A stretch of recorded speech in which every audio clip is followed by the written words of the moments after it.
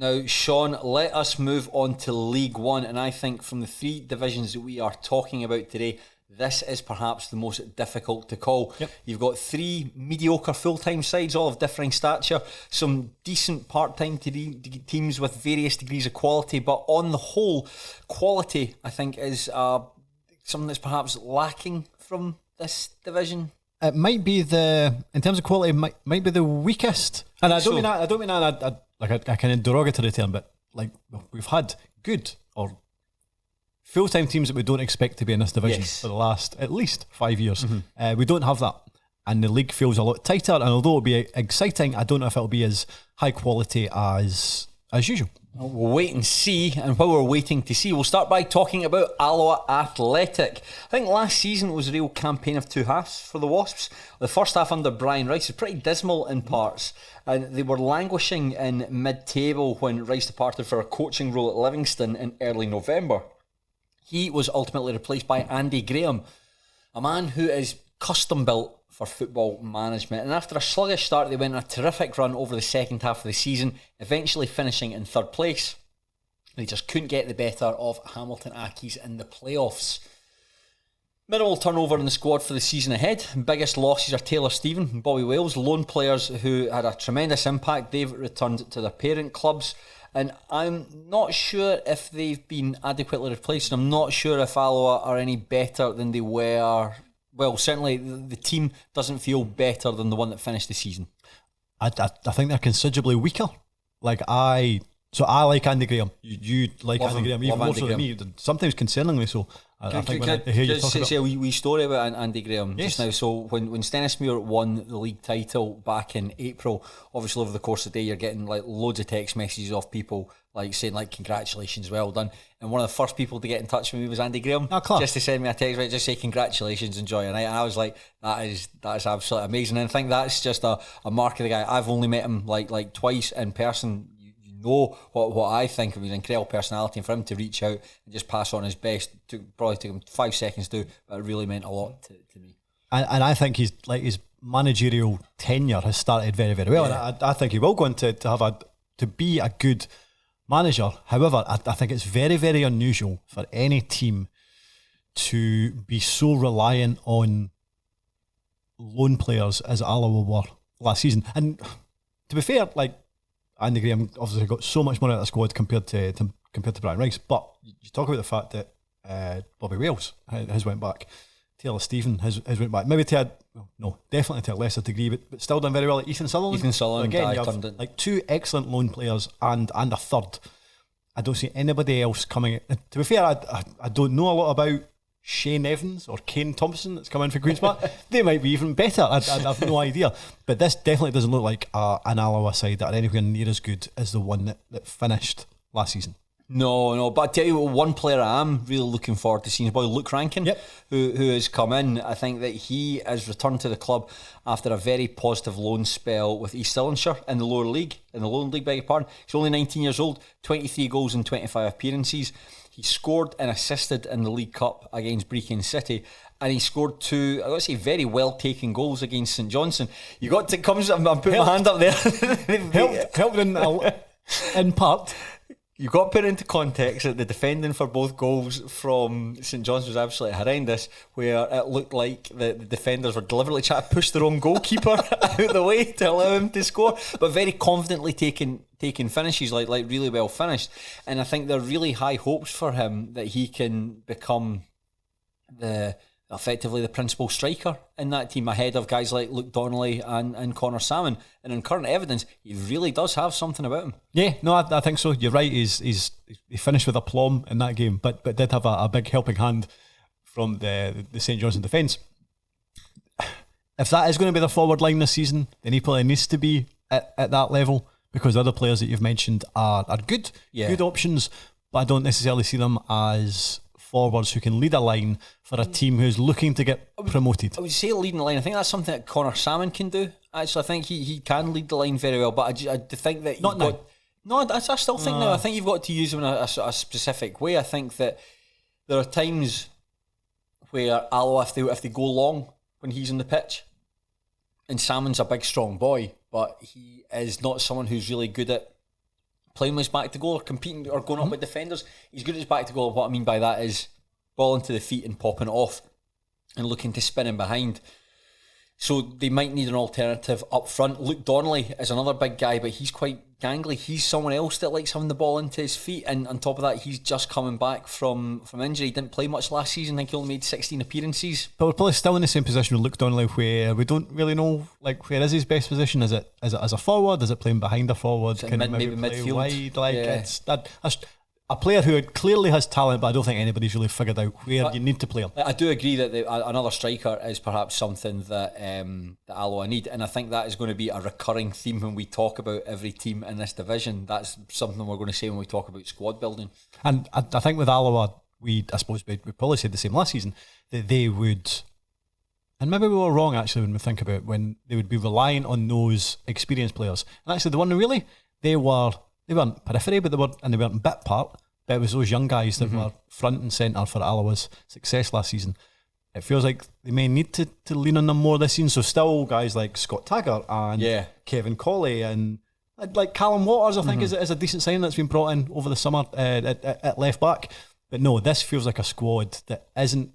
I hope it's a squad that isn't finished because I have a lot of time for Alloa. Oh yeah, I agree. Bits missing. I totally agree with what you're saying there. I think that the way that this Alloa team, this is what I'm thinking, trying to say that how I'm going to word this, but the way this Alloa team is built, you've got all the building blocks in place there. Because you've got a decent goalkeeper. PG Morrison's a decent goalkeeper. Not the best in the division, but he's somebody you can rely on. Those fullbacks here, Scott Taggart, Callum Waters, both good players. Taggart especially. I think Taggart's been really good. Good choice of centre-backs there. Morgan Neal, David Mackay, David Devine. I think Morgan Neal has a bit of making up to do after his sending off against Hamilton. But you think so that's good defence, good goalkeeper. And you've got that double pivot there where it's probably going to be Curtis Roberts and like Stevie Hetherington or Marco Vertanen is going to be in there with Stefan Skugel playing up front. Right? So just playing off the striker. So you've got all those building blocks there.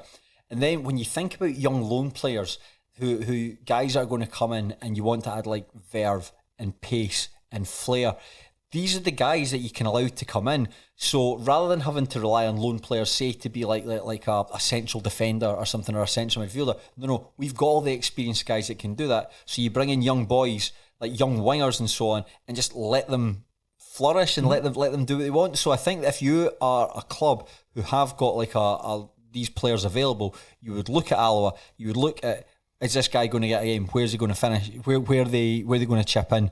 And I think that Alloa can accommodate them and allow these guys to go on and succeed. And I suppose another thing so you're right, but another thing as you're talking there, I suppose I've already alluded to it, that it doesn't feel like it's as strong a League One as it has been. No. And ultimately last season Alloa were the best of the rest after Falkirk and Hamilton. So yes, as much as their pool of talent maybe a wee bit less than what they had last season, it's still a good squad. It's still a good squad in a league that doesn't have a team that I think is going to run away with it. So they're maybe only one or two bodies away from being a really, really competitive League One team. Yeah, and on top of that, I agree with you, and I think that in terms of the experience, we talked about Stefan Skugel there, playing as the number 10. I know he's been used a bit deeper in the League Cup so far just because of injuries.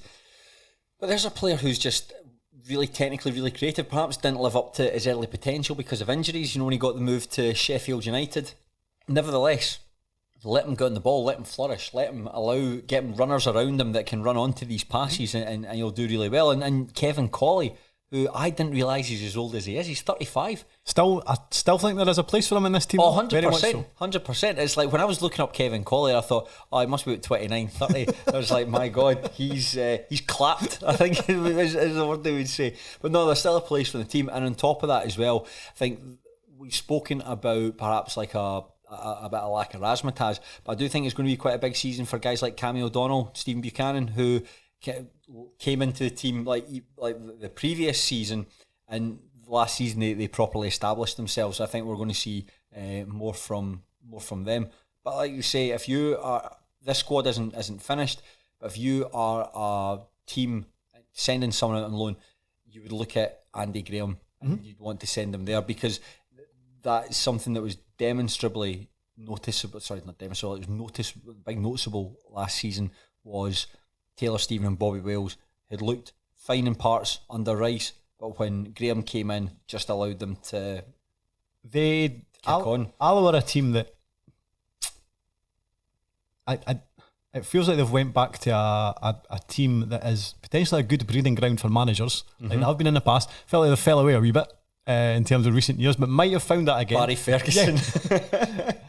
And in terms of also developing like young loan players, I suppose again they've always been a team that seems to just be have that niche about them, where it's a good place to send loan players. The fact that we're speaking so highly of those young guys that went there last season, you would imagine again that will be an appeal for Premiership sides who won't send out young players on loan until probably later on this summer. So I would imagine that they will improve, have a deeper look about that squad between now and September. And already it feels like it's decent at the very least. Yeah, the other change there as well, like Paddy Connolly's left the club. He'd been there for 13 years, and there's someone who, you just think all the things that he's been involved with at the club, the relegation at the third division, sort of the renaissance under Paul Hartley, becoming one of the best part-time teams in the country, falling away under Ferguson and bouncing back under Andy Graham. Actually, he'll have seen a lot, and it's Graham Holmes has come in, somebody who played at the Rock to a very, very high degree. I think he was still playing at Cumbernauld Colts actually before he was offered the job at Alloa, had to step down. So I think between Andy Graham and Graham Holmes, that's a really, really good management team. And I think if you're a young guy coming in, he's just such a good way with young players. I just think be able to sit down and point out and talk to them and work out how to improve it and give them hints and tips. I know all managers will do this, but I just think with Andy Graham, I think he definitely does have that bit of an aura around him. And I think that I mean this sincerely. I have never wanted anyone to succeed in management as much as Andy Graham. So I was delighted to see the progress that they'd made over the second half of last season. And if Stenny don't win the league, probably unlikely. I don't think they will. Probably unlikely. But if Stenny don't win the league, then I hope Alloa do, just for Andy Graham. And do you think they can? I think the point that you've made there, I actually didn't think about it. I thought, they might reprise the top four finish. But when we come on and touch about the individual teams, if it's not Alloa, then who? Maybe Queen of the South? So it's funny, when we first started discussing this, I thought, Alloa might not finish as high as last season, but the more we've spoken about them, the more I've kind of talked myself around. I don't see them finishing top two, but I'll probably put them in for third again, actually. Yeah. And another player as well, somebody who looked like they were going to be a smashing player when they were younger and never really quite kicked on, was Curtis Roberts. I remember seeing him breaking through at Queen's Park, and I think this guy's really got some about him, but never, when he moved to Airdrie, he never quite built on it and looked as though he became a part-time jobber at Stirling Albion and Clyde. But he is back to his best at Alloa, and that balance with guys like Hetherington. I was actually going to say Hetherington, a player who seems to thrive at Alloa. Yeah, I don't know, it's because he's been, where was he, at Falkirk. He did not get on well at Falkirk, and then Arbroath, I think he was fine at Arbroath, but he really is playing his best football at Alloa. And you know who's the manager of Alloa? Andy Graham. That's why he's playing his best football. Honestly, just the guy, like you say, the guy's got presence. The guy's got. Yeah, you light up anytime he's mentioned.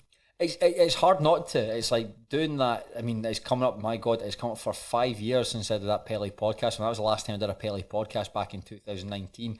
And like, I speak about this all the time. Anytime Andy Graham's name comes up, just so personable and just so easy to get on with. And you can see why he's captain and then why he's been made manager. Be interesting to see how because you don't see it very often, managers moving from part-time football into full-time football, although weirdly we have seen it over the summer there with Peter Murphy moving from Annan Athletic to Queen of the South. Wonder if Graham does have aspirations that he'd want to do it, but he's at the perfect place for it. But Alloa's reputation at bringing through managers can only go so far. Don't work for Barry Ferguson, sadly. No, so I suppose it'll go one way or the other, but I expect him to do well. Aye, definitely. We'll go down to Annan. And we'll go to the Gallowbank, and this is one of the success stories of last season. Annan had a great season. They maintained their place in League One on the final day of the campaign. They finished in 8th, nudging just ahead of Stirling Albion on goal difference. But I mean, that doesn't really tell the story of that remarkable turnaround, because they really did look dead and buried at one point. It looked like them and Edinburgh were both going to go down.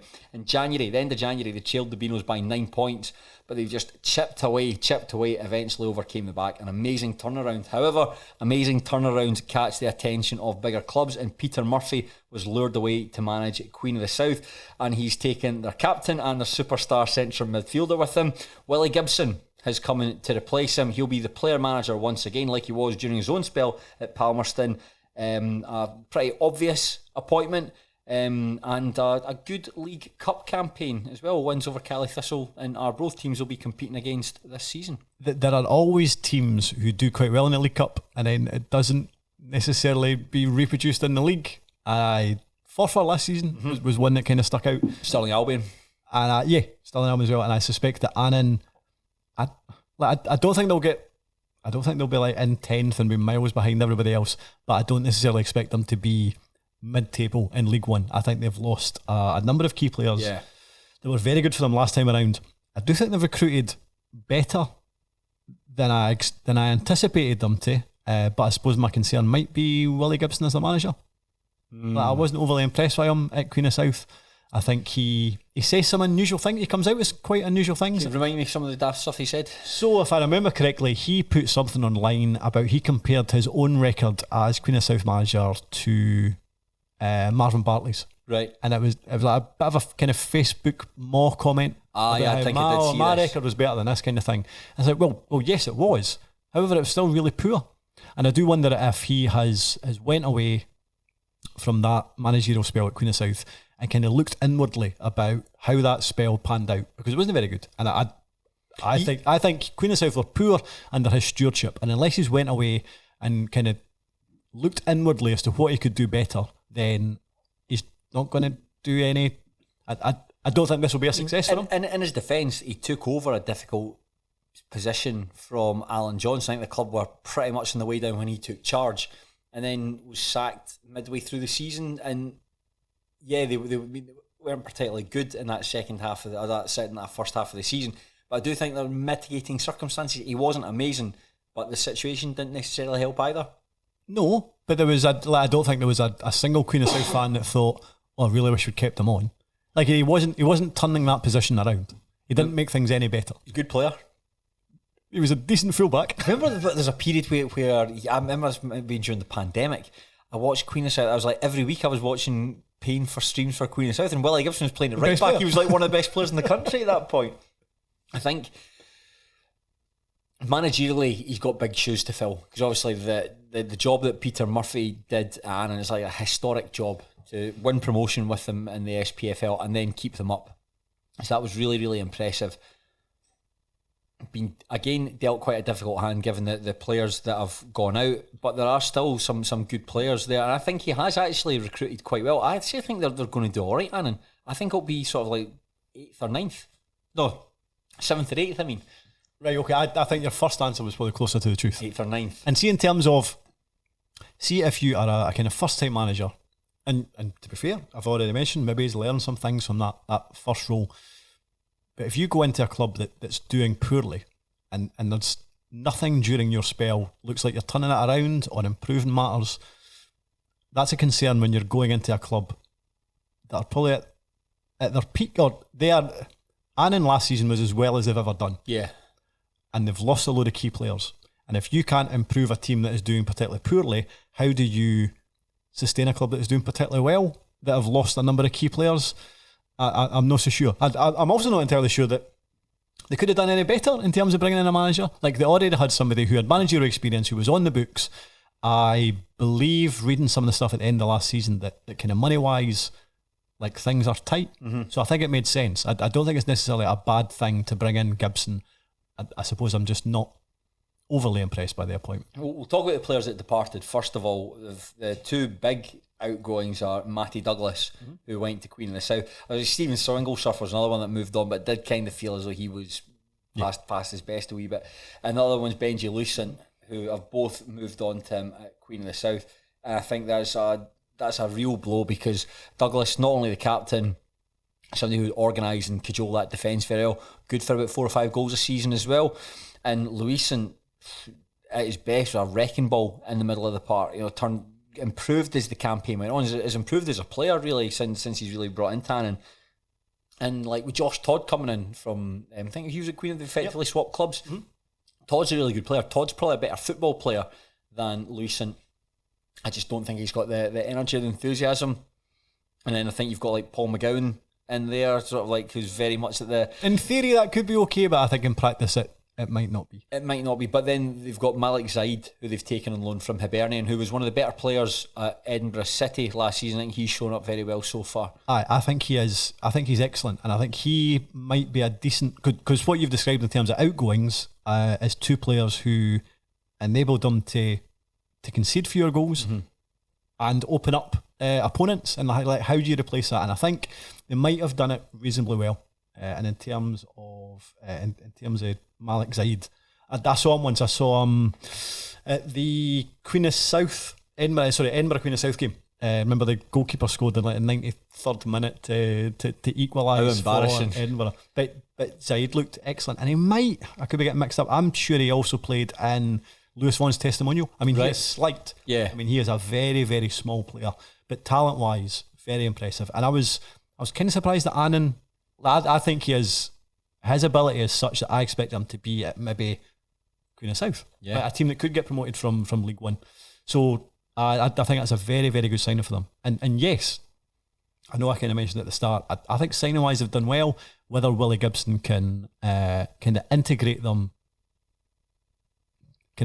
well and get them firing. And again, I suppose he needs to get. They need to be greater than the sum of their parts. Whether he can do that, I'm not sure. Well, I suppose that the when you look at the League Cup group stages, I mean, we spoke about Queen's Park there and said, Queen's Park have had a really good League Cup group stage. They're scoring loads of goals, but it's all got to be the caveat. It was against like sides who are part-time and like in different divisions from them. If you want to go by what Annan have done though, to beat Arbroath, comfortably beat Arbroath, and then like beat Kelty Thistle as well. I mean, I'm not saying like Kelty Thistle's a scalp even, but that surely counts for them. I that's why I do think they can reprise that. And on top of that as well, you got 2 really good forwards at the club, 2 guys that are like guaranteed goal scorers in Aidan Smith and Tommy Goss. Smith is someone who I really always like watching. It's like the way he plays. I think he must be an absolute nightmare to mark against, because he'll always want to do the same thing. He'll always want to start in the middle, drop into left wing to collect the ball, and then come inside. So quite a difficult player to try and pin down. And you've got Tommy Goss. Tommy Goss. I don't think Goss has... It felt as though the season where Annan got promoted, I don't know what Tommy Goss's backstory is, but if he wanted to kick on and play and make money from playing football, that would have been the season for him to kick on, because it felt as though that was him at his peak. He had a really, really good season, part of a team that had won promotion. But it just feels like he's just going to become just a big like lower league centre forward, and that's and if he stays at Annan for the bulk of that, then he'll become a legend, because you're right, he's a goal scorer. He's difficult to kind of pin down in terms of how good he is. Like, do you think he could go full time? I'm not sure he could. I think that if he'd been younger and you could maybe iron out those deficiencies in his game, then maybe he could have done. But I think that with Goss, he's got all the raw materials there to make it as a player, but just perhaps like doesn't use his physicality. There's some times where you think you should be really strong, like powering at headers. Like I always think like even Duncan Ferguson was at his peak. That degree of aggression. I think he perhaps lacks that. I think he doesn't quite know how to use his body properly. But he got 11 goals last season for a team that weren't doing very well. He's probably a better like overall footballer than we give him credit for. He's quite good. See when he's galloping forward with the ball, like picking the ball up in deep and driving forward. I think if he'd kicked on 12 months ago, I would have been surprised. But now I can imagine him just staying at Annan for the rest of his career, and that's no bad thing. He become a club legend. He's already done some incredible stuff with the club. He won promotion with them.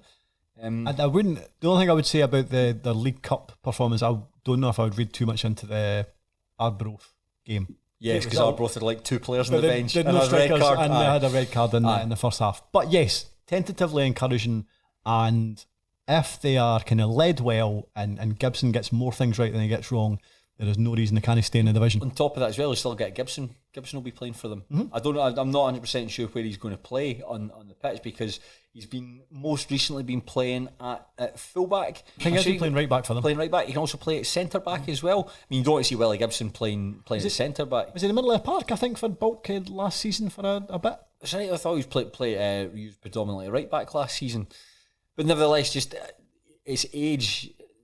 He's just a very, very good football player. Very good football player. And one of the reasons why I like watching him play at fullback, he plays fullback like a central midfielder, like someone like Pep Guardiola would really want to see. And well, he's not going to like beat a man or bomb up and down the wing to attack. He just plays the position differently. And I think on top of that as well was his speciality from dead balls. He's brilliant. Remember, did we not do a podcast where we talked to who, I can't remember who Annan were playing, But one of the balls in, it was a flat drilled. It was like an airplane taking off, and somebody, I think it was Douglas, that scored from it. So that the array of set pieces that he can offer them, that is a gift in itself. I mean, we're not saying anything different to what we've been saying like 12 months ago, but he's still a very good player. He's a year older. I don't think that's going to affect his game at all. He has. You see sometimes players who rely on pace, and that's what he certainly did that when he was younger. When that pace goes, they might not have anything else to fall back on, but he's just such a good football player that he's still got so much to offer, even despite the fact he's advancing in his years. Imagine a dressing room that contains Willie Gibson and Paul McGuigan. That could be a very Crabbit dressing room. Oh my God. But what's Paul McGuigan's hair situation? I know that's something decent. Yeah, I think it's one of the better hair transplants I've seen. So he finally got it done. Aye, he finally bit the bullet. It's grown back better than I thought it would. Good for him. And before we move on, one thing to mention, Greg Fleming, long-serving goalkeeper, retired too, who's moved into coaching, and Jamie Smith is coming on loan from Hamilton Accies. Again, I think that's a decent signing. Not one that I expected them to be able to make, but yes, they have recruited adequately. Yeah, it's like a lot of the time you think if you're going to get a lone goalkeeper, it would be a young guy who doesn't have much experience at all, but this guy's actually a good goalkeeper. Played certainly the first half of last season for the Accies before losing his place to Dean Linus. Probably disappointed to have lost his place. I can't remember anything he did that warranted him being taken out of the team. But nevertheless, I think Annan, yes, Douglas will be a big blow and Lucent will be a big blow, but they've signed well, and I think I don't think they're massively disadvantaged how they were last season. No, I suppose my biggest question mark is Willie Gibson. However, I will say that they repeat last season and finish 8th. I think so, but I do think it'll be a struggle of a season for them. Agreed. I think this will be a difficult campaign for them.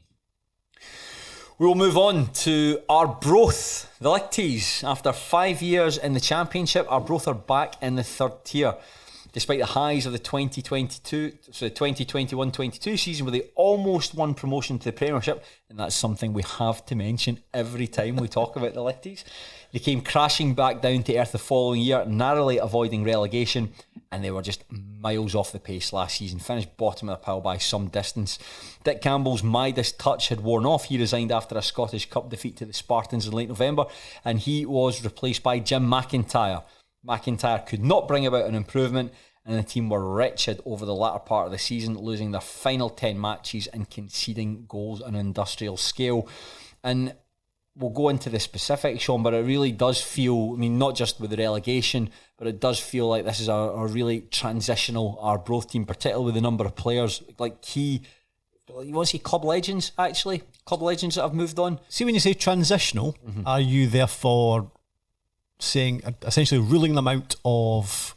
No. Transitional doesn't, but this is a club that's in transition, but that doesn't necessarily mean it can't be a successful season. Okay, that's fine, because in that case I agree, because I think they have signed very, very well. Yes. And as much as the League Cup campaign hasn't been great, and I don't think that's an exaggeration by any shape, way or form, the fact that they haven't managed to get some of those key signings on the park until the weekend just gone has very much hindered them, but I do expect them, as long as Jim McIntyre can get the most out of them And I don't think he has I think he has almost zero credit in the bank. Yes. As long as he can get the most out of them, I think they'll have a successful campaign. Yeah, we'll start off by talking about McIntyre. I think that when he replaced Campbell, I think it was obviously a very, very difficult act to follow. But I suppose, given the unalloyed success that they'd had up until that point in the Championship, you're perhaps looking for somebody a little sexier than the guy who was bombed out of Cove Rangers, so the doofus stepson could get his the doofus son-in-law could get his job back. So I think that McIntyre was, even right from the very start, was on the back foot, just purely because of his profile. But does it maybe depend who you listen to, though? So bear in mind when if Jim McIntyre came in at my club, I'd be like, oh, right. I don't think he's got much of a profile. I mean, I'm not talking about like Dundee fans or anything like that. I'm not going to listen to Dundee fans who absolutely despise the ground that he walks on. But promotion with Dunfermline, won a cup at Ross County, had Cove 6 when he was kind of bombed out. Fair, that's fair. That's not fair. the worst CV. I think it very much depends on whether you want to be glass half full or glass half empty about him. Yeah. I was a bit wary when he was appointed Arbroath, but I kind of thought he was okay. Mm-hmm. Didn't think it was the worst appointment. It hasn't worked out at all. No. As of right now. And I think the first quarter of this season is key to whether or not he is still the Arbroath manager in November. Yeah, definitely. You mentioned no wiggle room there, and it's because of just how badly the season finished. I think that most right-minded Arbroath fans knew that it would be a struggle for them. I think that their recruitment policy over the last 2 years just did not work at all. Trying to move into this hybrid full-time role where boys would be brought up from England, that just didn't work. And I think that the team lost a bit of their identity from that as well. The inability, or perhaps the unwillingness, to scout the lower leagues to sign players seemed quite short-sighted. And we've said it a number of times, Dick Campbell was well and truly noobly pilled, where he thought that I can go and sign a new Joel Noobley, and you simply couldn't. Joel Noobley was ultimately a Livingston player. They would never even sign Joel Noobley to start with. He would never have signed Joel Noobley in the first place. So McIntyre came in and had a difficult hand to deal with, but I don't think he played it very well. And there's loads of stuff there, like injuries didn't help him at all. But to just go on that losing streak when you're already like a popular manager, I mean, Campbell had run out of road by this point, but you're replacing a popular manager and you haven't improved the team. In fact, they're actually worse. And I know that by that point of season, folk might have had their eyes playing elsewhere. Everyone just wants to get to the end of the season. Even so, Arbroath looked shit last season. And see, when you get to that point, it's all these things that actually don't really amount to a whole hill of beans start to become important. Yeah. So how he conducts himself on the touchline. Yes. People totally didn't think he was involved enough or passionate enough or whatever he needs to, gesticulatory enough on the touchline in terms of how he comes across in interviews. Didn't always inspire, I suppose. And those kind of things become even more prominent when things aren't going particularly well. But I think right for the word go in the summer, it's made reasonably eye-catching signings. There was a club published a video on social media in May, and it was outlining their signing policy going forward. And just as what we touched on, they said we've abandoned that hybrid system. Mm-hmm. We just abandoned it because it hasn't worked. I don't know if that sort of thing can work, but certainly if regardless, Arbroath did not play it well. They're no longer bringing in full-time players from the English lower leagues, instead focusing on signing high-quality part-time players instead. And as we've touched on there, it's the right move given the amount of crap that they'd signed. Derry Corf, was that the boy's name? Yes. Yeah. As bad as it gets. Yeah, he's the emblematic. But good signings. On paper, they have made good signings. And I think particularly they have signed 2 attackers, 3 if you want to count Liam Callaghan. I'm not counting Liam Callaghan. 2 players of good repute who, if it clicks for them, could be outstanding signings for Arbroath. I would imagine come season end, if Callum Gallagher remains fit for the entire campaign, he'll probably be the leading goal scorer in the division, and I see no reason why Gavin Riley might not be too far behind him. I can see them, the same thing, if they can stay fit, I can see them getting about 25 goals between them for the season. Like, Gallagher had agreed to move before the season had finished. I think that Arbroath had put out a graphic saying, yeah, we signed Callum Gallagher, and AJ short afterwards was, we were waiting for the paperwork to conclude before they were still in the play. They were involved in the playoffs. That's what it was. They were involved in the playoffs. Said we were waiting for the season to conclude before we said anything. But I think that he was definitely an outlier at Airdrieonians because he was the only player at the club who was still part-time, and he wasn't play. I mean, he's a very, very popular player. Scored. Who did he score an overhead kick? Was that against Clyde? Anyway, popular player at Airdrie, scored some really important goals, but it just felt as though the club was evolving beyond him, and he's obviously stayed part-time, but very capable striker, powerful, quite unpredictable as well, like good touch, technical. I think he'll offer quite a lot.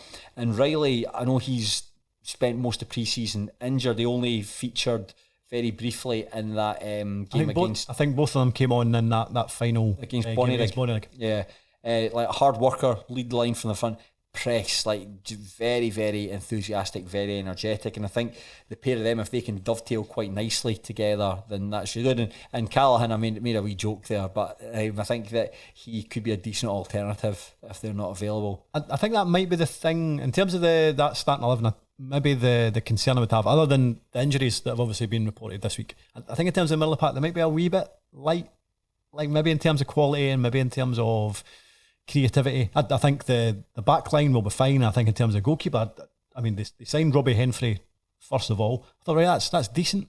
But then to bring in Aidan McAdam, I think that's a brilliant signing. Yeah. Like, you worry when they released Derek Gaston, I thought, you probably could have kept him around.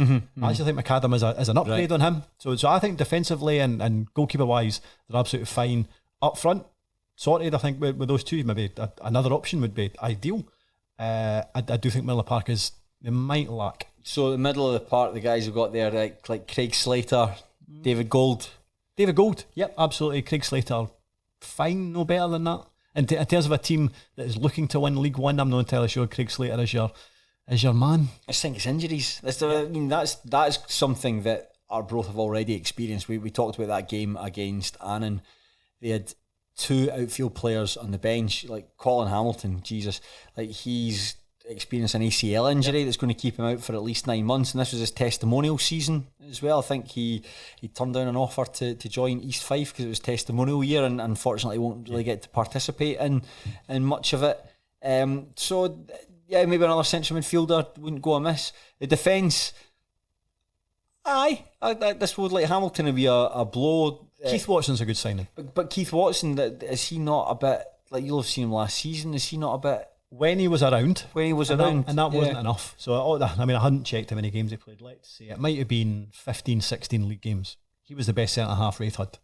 So if they get 25 games out of him, he'll have an excellent season at League One level. I get the feeling we're saying the same thing about a lot of these Arbroath players. Like there's a lot of ifs. If they're fit, they'll be great, and that's the worry that these guys might not be fit. I would imagine we can get to right to the end of League One, and we'll probably have said if about every single team, because maybe certainly more so than the Championship, I don't know if any of these squads are necessarily finished. I suppose the lower down you go, you're maybe relying on players that have failed to perform or might have injuries that have kind of plagued them in the past. So yeah, I don't disagree with what you're saying. However, I do think unless something goes awry, they're my tip to win the division. Your tip to win the division? At both ends of the park, I think they arguably have the best out of everybody in League One. Probably the best back four and the best forward line. What about like Leighton Bislin and Jack Wilkie? You like what you see from them? Like Bislin barely played on loan at Falkirk last season, and Jack Wilkie, he spent the first half of last term on loan at Edinburgh City. He scored a last minute own goal against Cove Rangers, and there was a Father Teddy shout of "fuck off" from the crowd in the aftermath. No, sorry, fucking hell! I've done that wrong. You know that the one with the sheep. Fucking hell! They come reasonably highly regarded, but you're right. They're inexperienced, and I think Hamilton is a blow. I cannot stress it enough. But I'd still fancy them. What about guys like Mark Stowe, Ennis Murray? Expecting to see more from them this season? I wouldn't be surprised if Stowe left. I think Ennis Murray has something to offer. Stowe was. Like his big jump from his record at Roman League was good enough to take a chance on, but ultimately it has. I did wonder if maybe League One. I don't think he played in the Lowland League. I think it was it was even lower than that. East of Scotland League, it was even lower than that. No, it hasn't worked out, and I don't think there's enough about him to even to be a success at League One. I don't know. I think they will finish in the top half. I say the top half of the deal. I think they'll finish in the top 4. I do think they'll finish in the top 4. But there's just a lot of ifs in there. Like, it's vital that Jim McIntyre gets off to a good start. When they're playing Stenhousemuir on the first day of the season, I think if they lose that, I think straight away people will be like, lost to Stenny. Stenny aren't any great shakes. And it feels as though he has got a lot of fences to mend with the support, but that's only going to come through winning. And I just wonder, it's a small squad. Yes, there's still time to bring people in. I'm just not sure. That's it. I'm just not sure. I do like, you break down the constituent parts. On paper, they look a good side. Unfortunately, Arbroath don't play on paper. They play in the treatment room, and sometimes on grass. So you're picking them for top 4, but no better than that. They could get promoted. I don't know, but it just feels like it's like a transitional season as well. Let's talk about Cove Rangers. Now, you mentioned Cove Rangers. You mentioned a team that perhaps exists to accommodate their sponsors more than supporters. When you talked about Queen's Park, you mentioned another team as well. Is that Cove Rangers? It very much is. I mean, unless I'm wrong here, I've read that they have now dismantled the 2 temporary stands behind the goals. Is that right? Yeah. So now, and that's the thing about Cove, that you have that reasonably impressive stand that goes down the side of the park. Then you had like a small shed at the opposite side. That's it now. That's all you have, and it just feels like, again, in terms of, I suppose ultimately it comes down to communication. So nobody knows. No Cove fans know how long it's going to take them to replace those stands. Nobody knows, like, in terms of like strip releases or season tickets or just communicating about the club or building links to the local community. Cove have always been absolutely dreadful at it. But it feels like that as long as they get those guys that are involved in the oil industry booking hospitality places every 2 weeks, then that's what they see that as a priority, and everything else comes slightly lower than that. And I still think when you go through this Cove team, I don't think they're great by any stretch of imagination. I still think that there is a decent League One team there. I do not think that Paul Hartley is a man to harness those qualities, though. Well, I suppose we'll discuss what happened last season and why you do not believe he has those qualities. I mean, they'd been relegated into the League One, and they'd moved into a new full-time model with the aim of returning to a championship. Actually, it's a hybrid model, because there are still some players that are part-time players. I believe they communicated it was going to go from part-time to hybrid, but would go to, like, within a season or two, right, fully full-time. Okay, that might be the case coming into this one. And although the points, they were in playoff contention going into 2024, the form over the season completely collapsed and they ended up finishing in 5th. Now, Hartley is still in position, but I can't imagine there are many supporters who have faith in his ability to take the club forward. And it's a long-standing criticism, but it might be he's only in post because his father-in-law, John Sheeran, holds a very senior role at Balmoral Park. Top of that, they started the season very poorly. Their first game back in the League Cup, played the Spartans, smashed 5-0. I don't think anyone was able to see it because of the fog, but nevertheless, it was a game that happened. In the height of summer. And then on top of that, what happened after that? They drew 1-1 with Forfar Athletic, lost that match in penalties. But because Grady McGrath was suspended from his time at Brechin City, he was ineligible for the match against Spartans and against Forfar. So that was... Subsequently, there was a 3-0 win to Forfar because he was serving a 2-game suspension. Every season, something like that happens. Surely clubs would learn. Surely clubs would learn from it. So, as far as I'm aware, and I'm literally only piecing this together from essentially Pie and Bovril posts, because I'm not really that much up on SFA administration. But I don't know if that list that goes out is always entirely complete. It surely has to be. I don't think it is, because did you see the statement that Cove put out? I think it was yesterday. No, I haven't seen it. So basically what they said was that they were essentially handed a list by the SFA for players who were suspended for the whatever game was coming up. It might have been the group stages. It might have been before the group stages of the League Cup. And Grady McGrath wasn't on it. Therefore, they presumed that he was able to play. Turned out that obviously wasn't the case. They said that the SFA only They said that it almost felt like the SFA weren't aware of that either, and they feel like they've been punished twice. They've been punished by the fact that the SFA's admin wasn't up to date, and essentially McGrath now has to go through that suspension again. So he is that right? now has to have another 2 games that he misses. Right. So he feels they felt they've been punished twice. But as far as I'm aware, like clubs are kind of held accountable for their own, making sure that they're aware of who's suspended and who's not, and you can't just go by this list, which feels like a weird way to do it. But I'm just going by this, about what people discuss on Pine Bovril. I don't think that list is necessarily everything, if that makes sense. See, if I saw that list, if I was keeping a track of my own records and I saw that Grady McGrath was suspended, then I saw this other list saying actually it might not be, I would phone to check. That's what I would do. I would phone to check. As they say, never assume it makes an ass out of you and me. And surely Grady McGrath is aware that he, I don't know, got sent off at the end of last season. Do you think he could have mentioned it? Yeah, he was like, oh, I'm going to play a prank on my new boss. He'll find this hilarious. Yeah, nevertheless, a very poor start to the season for Cove Rangers. But so many teams, you're right, like at least one team falls into this trap every single year. So something is wrong somewhere. It's either just at clubs. I mean, so many clubs are kind of reliant on volunteers, especially at kind of League 1 and League 2 level. But it just feels like we can maybe do a wee bit better in those regards. Just imagine somebody with really huge glasses looking at a spreadsheet, looking at a computer screen, and then trying to find what button to press in the keyboard, their hand. And there's the number 7. You other the number, something along those lines. But we've spoken about like Cove's like poor admin.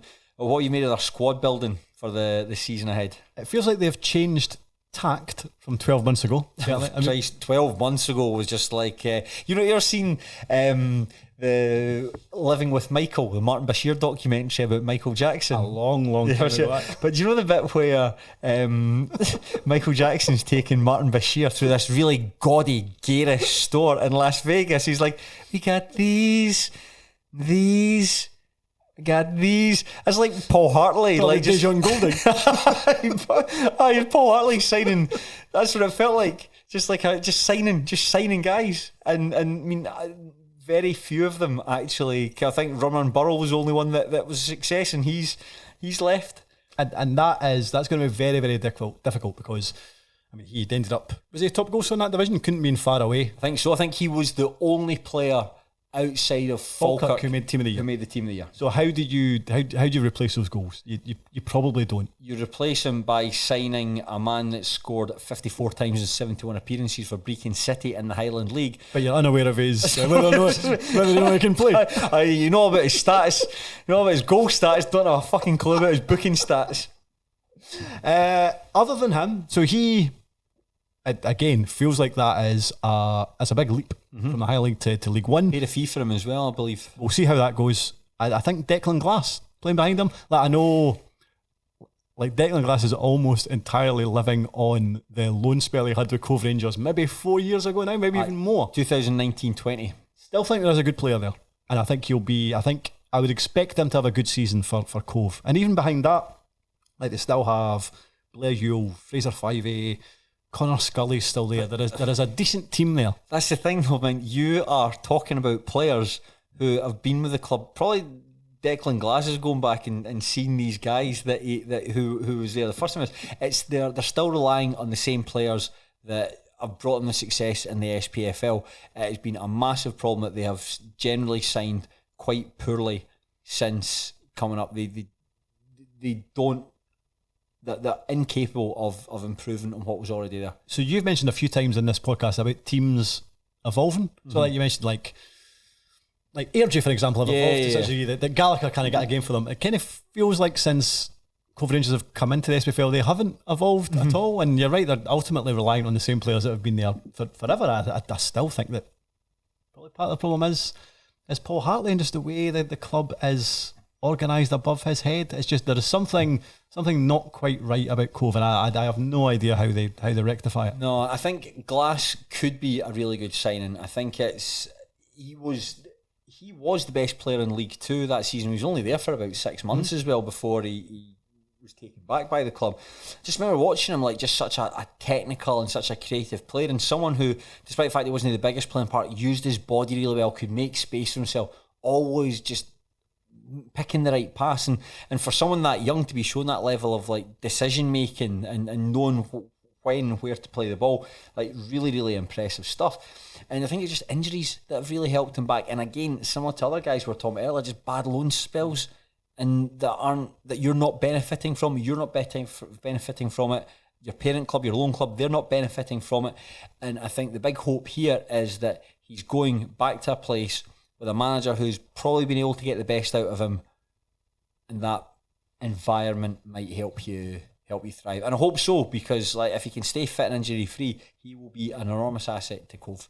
And a player we haven't mentioned, they still have Mitch McGuigan, and I know he didn't have the greatest of seasons last time around, but he isn't that old. Like we're talking about how do you place the goals of Burrell. If Megison has a good campaign, then maybe he could. And my concern would be that like Megison doesn't always.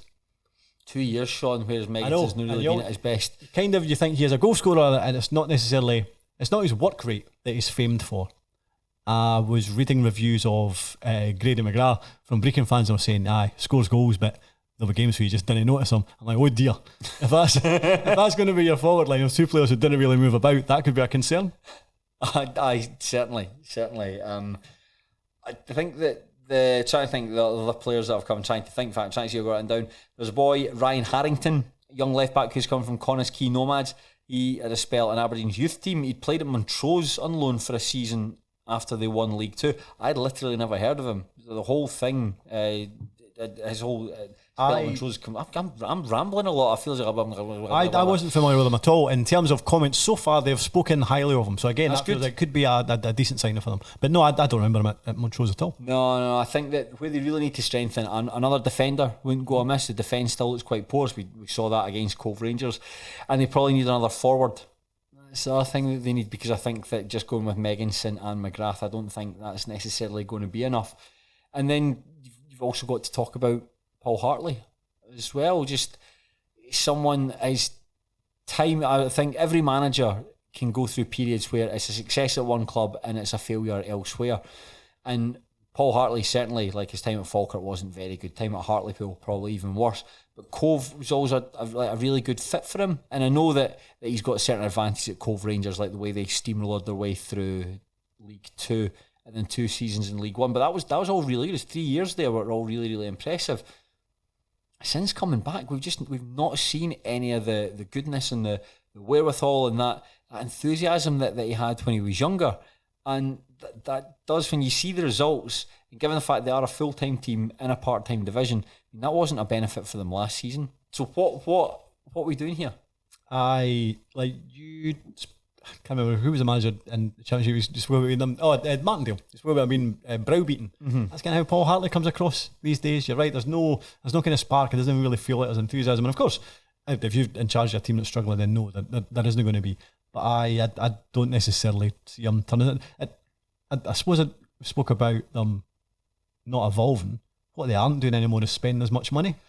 And I suppose a lot of Hartley's success was down to the fact that they could outspend everybody else. I suppose if you think about it, is when he was the Alloa manager, I think when they were relegated in the 3rd division, I mean, he was well backed. I mean, that team of players that they had, he was very well backed there and was able to get 2 successive promotions with them. Cove Rangers, the success there is because you have massive advantage compared to everyone else. And maybe the lack of signings is reflective of the fact that they no longer have as much money to spend.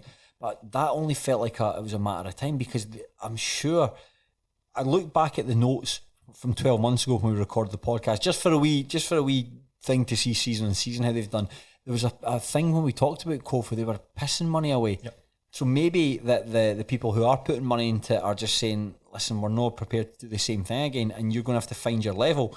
And that's why I just think this moving into a full-time team when you've still got such a small fan base, it just doesn't make any sense to me. It's never made any sense to me. You could be, I think what Cove want to be is the alternative to Aberdeen, another full-time team in Aberdeen. However, the impression I've always had is that Aberdeen's just like a one-club town. It's a big town, and Aberdeen are emblematic of that team, and I just don't think there's room for a second team there.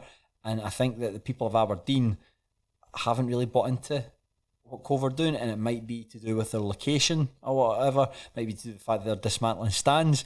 It might be their second name's Rangers. Second name's Rangers.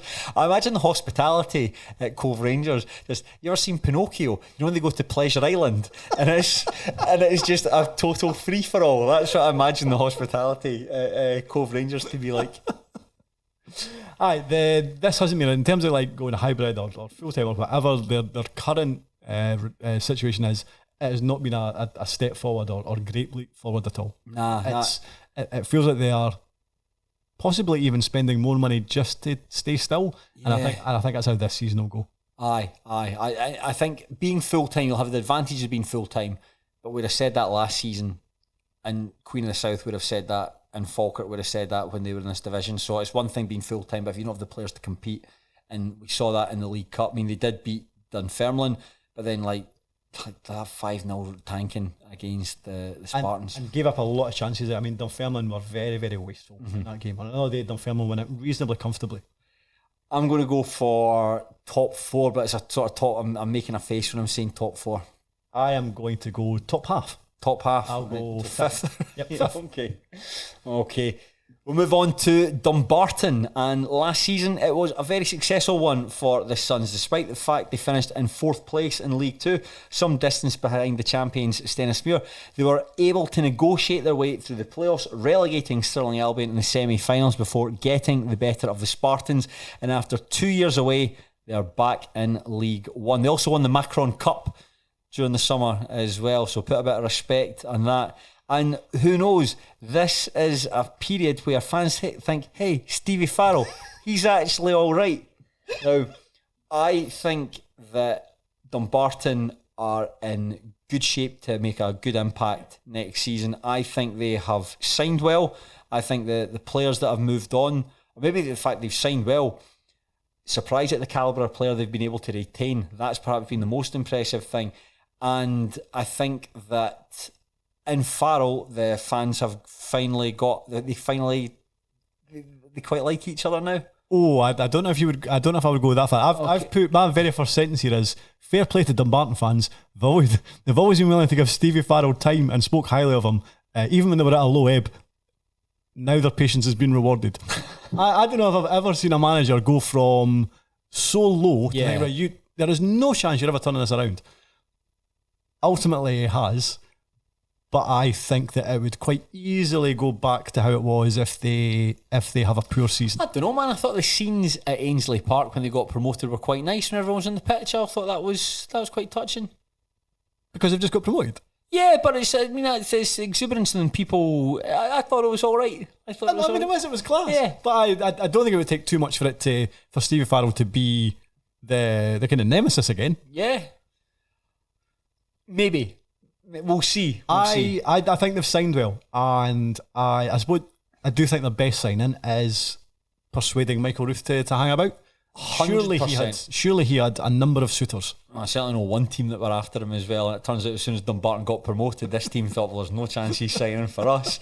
Michael Ruth, I was astonished when Michael Ruth and Finlay Gray both stayed. Michael Ruth was probably the overall best striker in League 2. Last season might not necessarily have been reflected in his goal tally, but just someone who was just quality with and without the ball.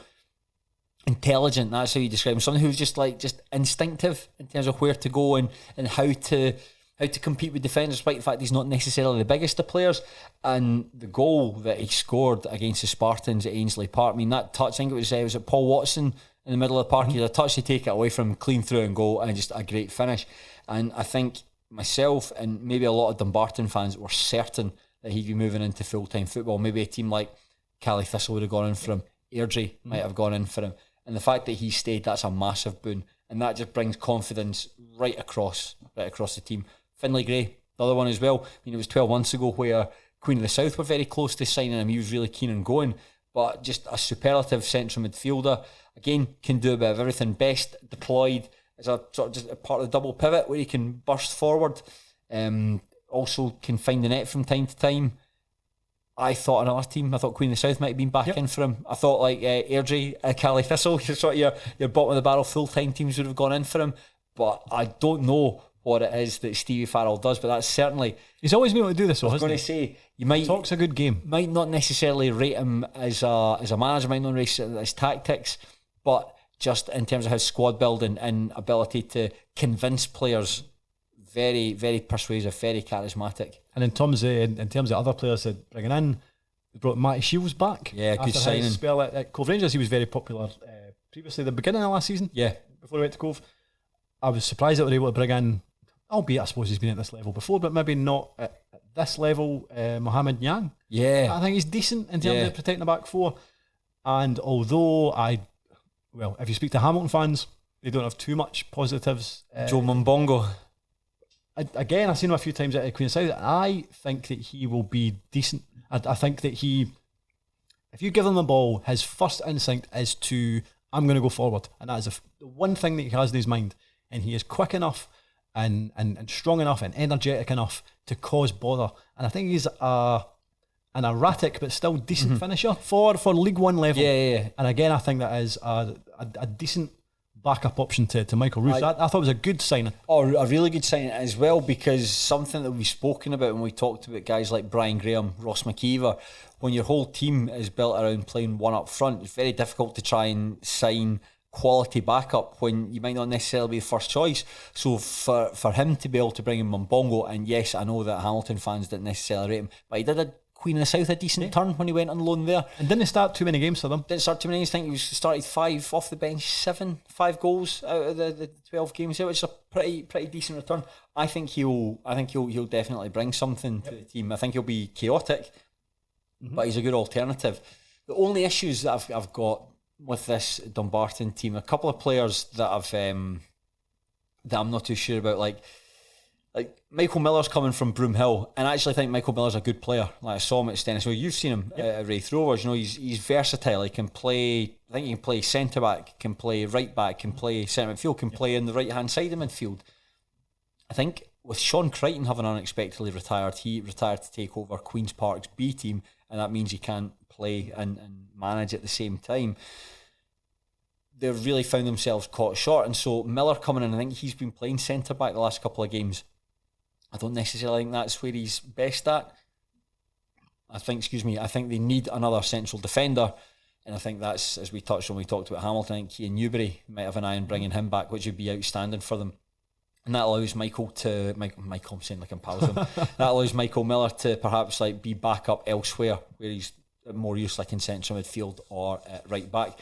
Another player I'm not too sure. I mean, that's not a criticism of Michael Miller, because I do like Michael Miller as a player, and I was really surprised that he went to Broomhill, because I thought that's you shouldn't be playing at that level. You're an SPFL player. My concern when he came back is he still going to be as playing for Broomhill means that he is essentially, his standards have dropped off. And I don't think that is the case. I mean, it's only a season away. I mean, not to, we'll come on and talk about them, but for instance, last season, Stenhousemuir had signed Jordan Kirkpatrick from Darville, and he obviously a very good player back in the day, but I think he'd been away for 3 years in the West of Scotland League, and he could never really get up to speed with what we were looking to do in League 2.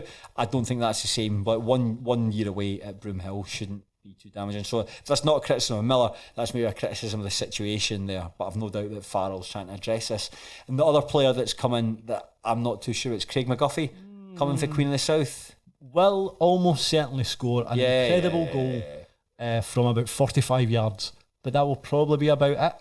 And like McGuffey is a player that seems to keep either making sideways moves or a move that you feel is slightly down the way, and you think, well, maybe this will be the time for him to kick on, and it's never really happened at any point. And maybe this is the season. I'm not so sure. Shoot prediction. Next July when we're recording this podcast, you know who he'll have signed for? Somebody at the top end of League 2. East Kilbride. That's what I'm going for. He's got East Kilbride right through him like a stick of rock. Actually, now you mentioned that, I think he might be there in January. Someone who's obviously talented, and we've seen that at the, particularly at Falkirk, some of the goalmen scored a goal against Peterhead from about his own half. So obviously talented player, but again, just one of these guys that just doesn't do it regularly enough, and I'm not sure if there's a space in this Dumbarton team to accommodate him. On top of that, the guys who, it's a cliche to say, but he's almost like a new signing. Brett Long has come back. He had missed 6 months of injury. I think it was in training that he twisted his ankle and really, really hurt himself. Now he's back fit and playing again. That's huge because he is a better goalkeeper than Jay Hogarth was, who came in to replace him on loan last season. I could easily see us getting to the end of the season and Brett Long being one of the better goalkeepers in League One. I think he's certainly one of the better goalkeepers in League Two. And as soon as he got injured, at that point, I can't remember what the situation was at the top of the league. But at that point, I thought, no chance Dumbarton's winning it, and I think they'll really struggle to get promoted. Turned out that wasn't the case.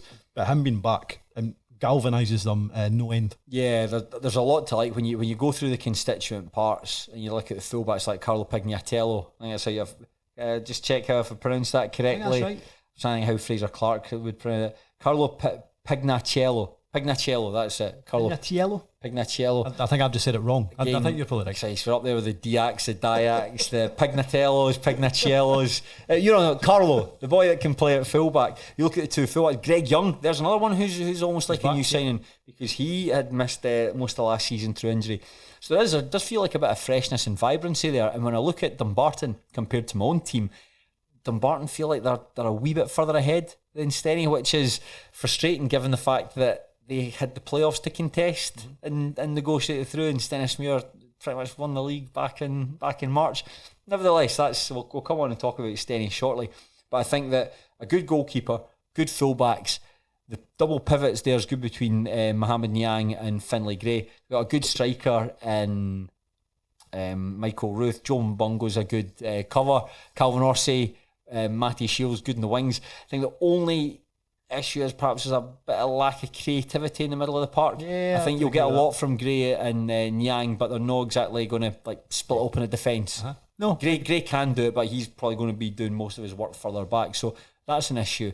But I think they're a central defender and a creative midfielder away from having a pretty successful season. Not in terms of challenging for the top four, certainly staying up reasonably comfortably. I think it'll be interesting to see how Stevie Farrell gets on. I think he's winning round a lot of the sceptics. Absolutely. At this moment in time, he is a net positive. But you say like he loses one match and that's it? Two matches. What's going on behind the scenes at the Rock?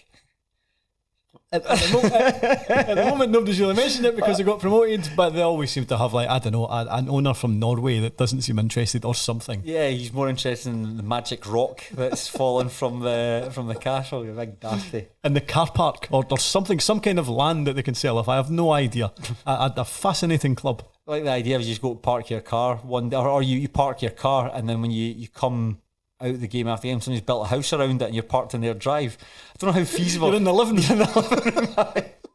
I can't wait to see their park come January. My final note was, I think it's the first time we ever discussed Dumbarton and managed to talk about them without discussing the pitch.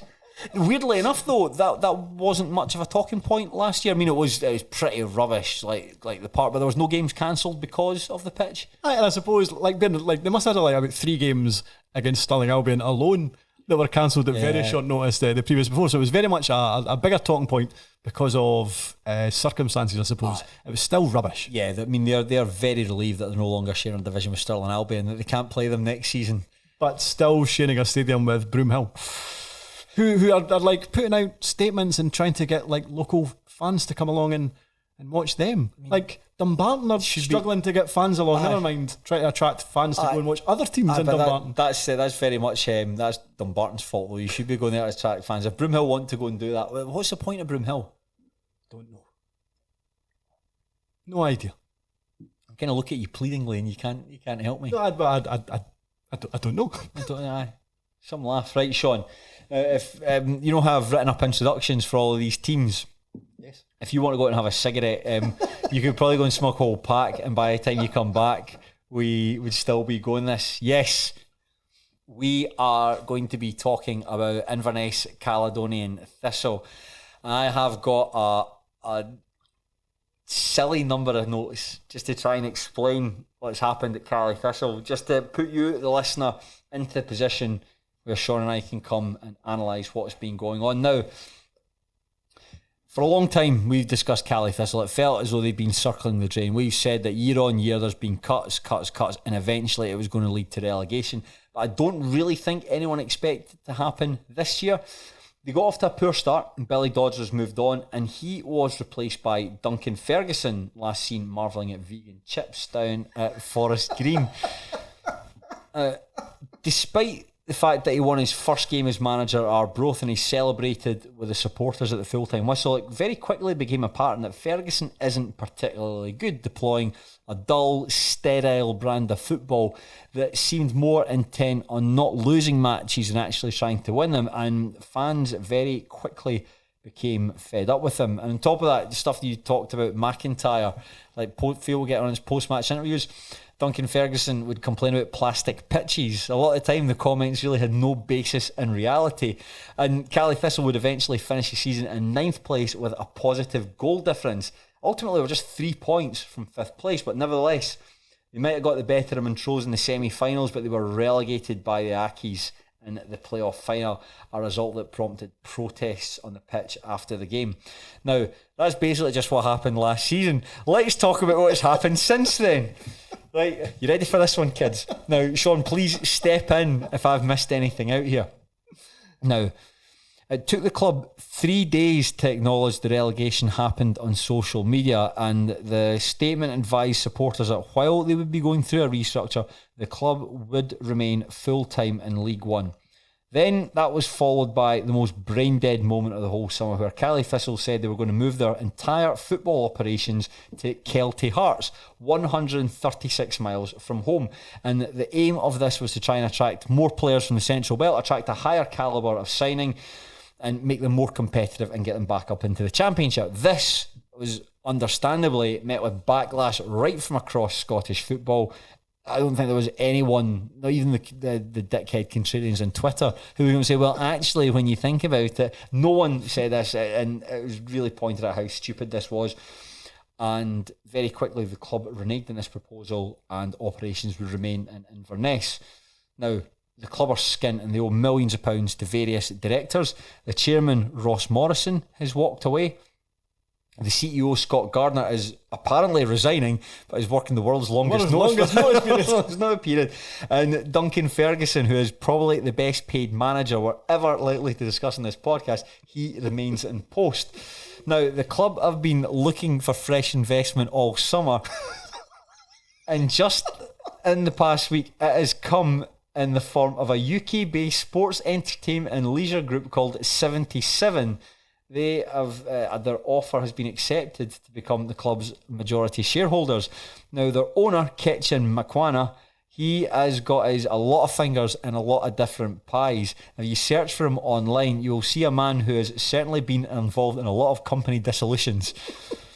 He was interviewed in the local paper, an absolute puff piece that went out, where he revealed he'd been, I quote, studying football ownership for 3 years, which immediately makes him better qualified for any role than Scott Gardner does. Now, Shaughan and I are recording this podcast. Something wacky has happened, or something wacky is going to happen. But I think that's basically a very brief, potted summary of where we are now with Inverness. Have I missed something out? Do you know the only thing that probably warrants a mention is when they agreed with Kelty Hearts that they would use their facilities to train full time. It turned out that Kelty Hearts didn't own them. And actually it was Fife Council. Like, what's going on here exactly? Fife Council, we've not spoken to anyone at Inverness. Absolute shambles. So, right, we'll come on and talk about the playing side, but that's an extraordinary amount of nonsense that's happened in such a short space of time. Yes, and there cannot possibly be anybody else in Scottish football that has a CV like Scott Gardner in terms of his success rate at every club that he's been at. The word success is doing that's there's so many inverted commas around that. But it almost feels like since the fans kiboshed the idea to move to Kelty, and I'd like to hope that this isn't the case, but it almost feels like that he has become, and I never think he comes across particularly well, but it almost feels like he has become even more dismissive to the Inverness fans since they stood up to this Kelty scenario, which is, I sometimes feel, and you can probably include Duncan Ferguson in this, because I don't think he comes across very well either. Oh, no. In terms of people like Scott Gardner and Duncan Ferguson, they're passing through Inverness, right? And when they're there, like, they are the custodians and the stewards of that club, but ultimately they are serving the fans. Like, that's why they're there. And I never really get the impression that they realise that in terms of Gardner's decision making, in terms of how dismissive he is to the kind of feelings of the fans. And like, there was an interview with Duncan Ferguson before the Dundee game. I can't remember, they'd lost on penalties to Arbroath, and he said something. The Dundee game was coming up, and he made a weird comment. Just how he come across, he went, so we've now got a really tricky game against Dundee. And he went, but I'm sure my young team will acquit themselves well. And then he actually smirked. He literally tried to suppress a laugh, but he couldn't do it. So he kind of smirked and laughed as if it's like one big joke. And it isn't, because you've got a fan base there that love their club, go every week, or did until a lot of them are kind of now not going because of what's going on right now. Something that Ferguson doesn't understand. But it isn't a joke. That. Like, these fans love their club, and Ferguson and Gardner are they're running this club into the ground, and the fact that they now seem to be handing it over to this, I mean, listen, he could be a gazillionaire for all I know. I have not seen anything positive about him online, and all it has taken is a quick Google of him, and suddenly all these red flags are emerging.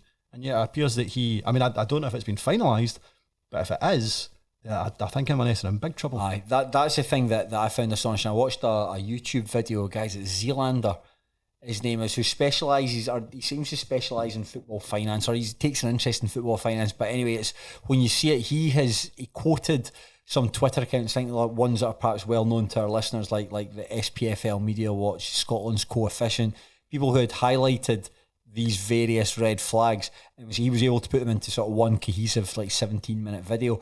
And just, these are punters who are effectively just like Googling the name Ketan Makwana in 77. And this is what they're coming up with, and Scott Gardner wasn't able to do that. I think there'll be people at that club who are just desperate to get out, just absolutely desperate to get out, and people with good intentions who have sunk a lot of money into that club, and the club's probably it's become a bit of a money pit. It's hemorrhaging money, and I want to go and I want to pass it over, and I'm not really bothered who it goes to. And they might be fearful of the fact that if they don't do this, then the alternative is they get 8 pence in the pound if the club goes into administration. So maybe they think that's the only way that they're going to get anything like the amount of money that they won't get the amount of money that they've sunk in, but they'll get something back for their return. So maybe that's why they're doing it. This guy, though, wanted to get involved. This guy, Ketan Makwana, wanted to get involved in football after watching Welcome to Wrexham. Binge watching. He watched every episode in, I think it was 3 days.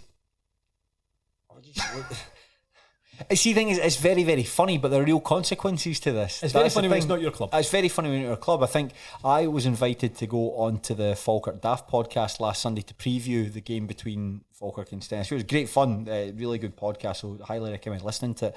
But I said that to them, like, Falkirk have been a shambles for a number of years, and this is when they got it together last year. But when they passed division with Inverness Caledonian Thistle, that big banter baton was well and truly handed over to them. And there are a number of clubs in Scotland that are perhaps going through a bit of a tricky time here, like where we've talked about Queen's Park, the stuff that's going off the field there. Rangers, not necessarily a wheelhouse, but they're in a bit of a shambles.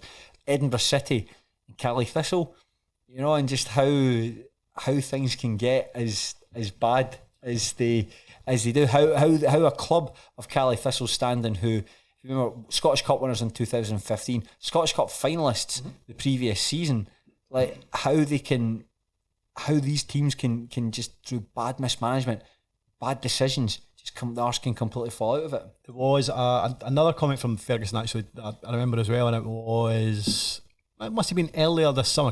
Ferguson was almost AWOL. Like, there was nothing come from him at all. Every other manager in the SPFL was getting interviewed by the in-house media. Ferguson, it was very late in the summer that Ferguson gave his first interview. And it was after the training move to Kelty had fallen through. He was asked about the fact that he's got a very, very young squad there. And he said, well, this is what the fans asked for. Aye. I was like, well, wait a minute. The fans didn't ask to have such a young squad. What they asked was, go and don't move to Kelty, because that seems like a really strange thing to do. I think the big thing was, like, what about these academy players who are all based up in Inverness? Has anyone given these guys any second thought? And it seemed to be that rather than you're absolutely right. Rather than be like, yeah, we are going to start playing more academies. That was a positive thing.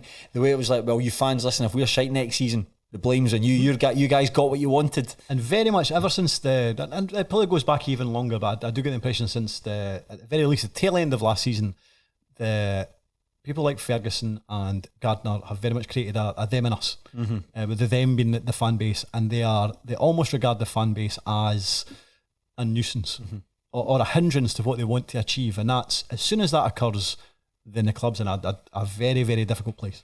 So with Ferguson, I've said it before, and I'll repeat myself again, but I have never been as disappointed about someone coming into Scottish football as I was with Duncan Ferguson coming in, because I thought that it was a bit of a left field appointment when Kelty Thistle brought him in. Obviously hadn't done particularly well at Forest Green Rovers, but I remember watching him when he was like assistant manager and the interim coach at Everton, and I thought, this guy's got, I know you're not a massive fan of him, so I'll qualify by saying that, but just someone who's got like so much like bags of personality, and I thought like charisma as well, like somebody that you would really buy into and really want to play with.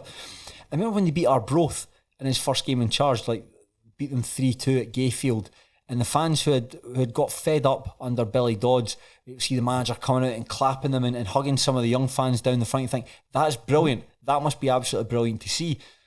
But since then, he comes across as like really aloof, and just the kind of football that he's playing just isn't fun to watch. Like the way they were relegated by Hamilton Accies off that second game up in Inverness, they were so poor in that game, and I wonder, like, what's in it for you? Surely this situation, like, I'm going to assume a very, very wealthy man from his playing days in England with like Everton and Newcastle. Like, what's in it for you? Why are you doing this? Because like the fans like are quite clear that don't want you there. I can't think of a single reason for keeping him there in football, in terms of a financial element to it. But going all the way back to that first game, that first win against Arbroath, and you're right, he was right over the fans. And at that point, you think, right, Inverness are going to be a club that is in their manager's image. They'll be in the face of the opponent. It'll be up and at them. Like the Livingston team that won promotion. Yeah, you know absolutely. that? Yeah.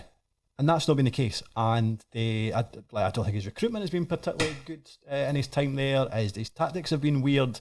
Where he plays Billy Mackay has been really weird. Wide right. And then how he comes across, I often think, and I could be wrong, that he almost feels like he is above this. And he absolutely isn't. Like I actually think he's out his depth, but I don't think he thinks that. Yeah, I think you could be right there, given the fact that you're in control of what's in front of you, and you're not able to positively affect what you're seeing.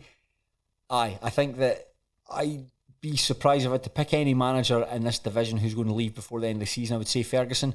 I think it might get to a period. Say it's like I'm not sure what Inverness's fixture card looks like. Say it's a game up in the Highlands against Annan. I mean, Annan have beaten them already this season. Say it's against like Stenhousemuir, Dumbarton, one of the lower ranking sides in the division, and they lose. Then fans just you might see another protest. The fans that turn up, you might see another protest. It's not inconceivable, and just for him just to be like, right, I've just had enough. But I'm surprised that tipping point hasn't happened already. I thought he would have stepped away when they got relegated. Yeah, I thought he stepped away as well. Like what had happened wouldn't have been noticed in England, I don't think.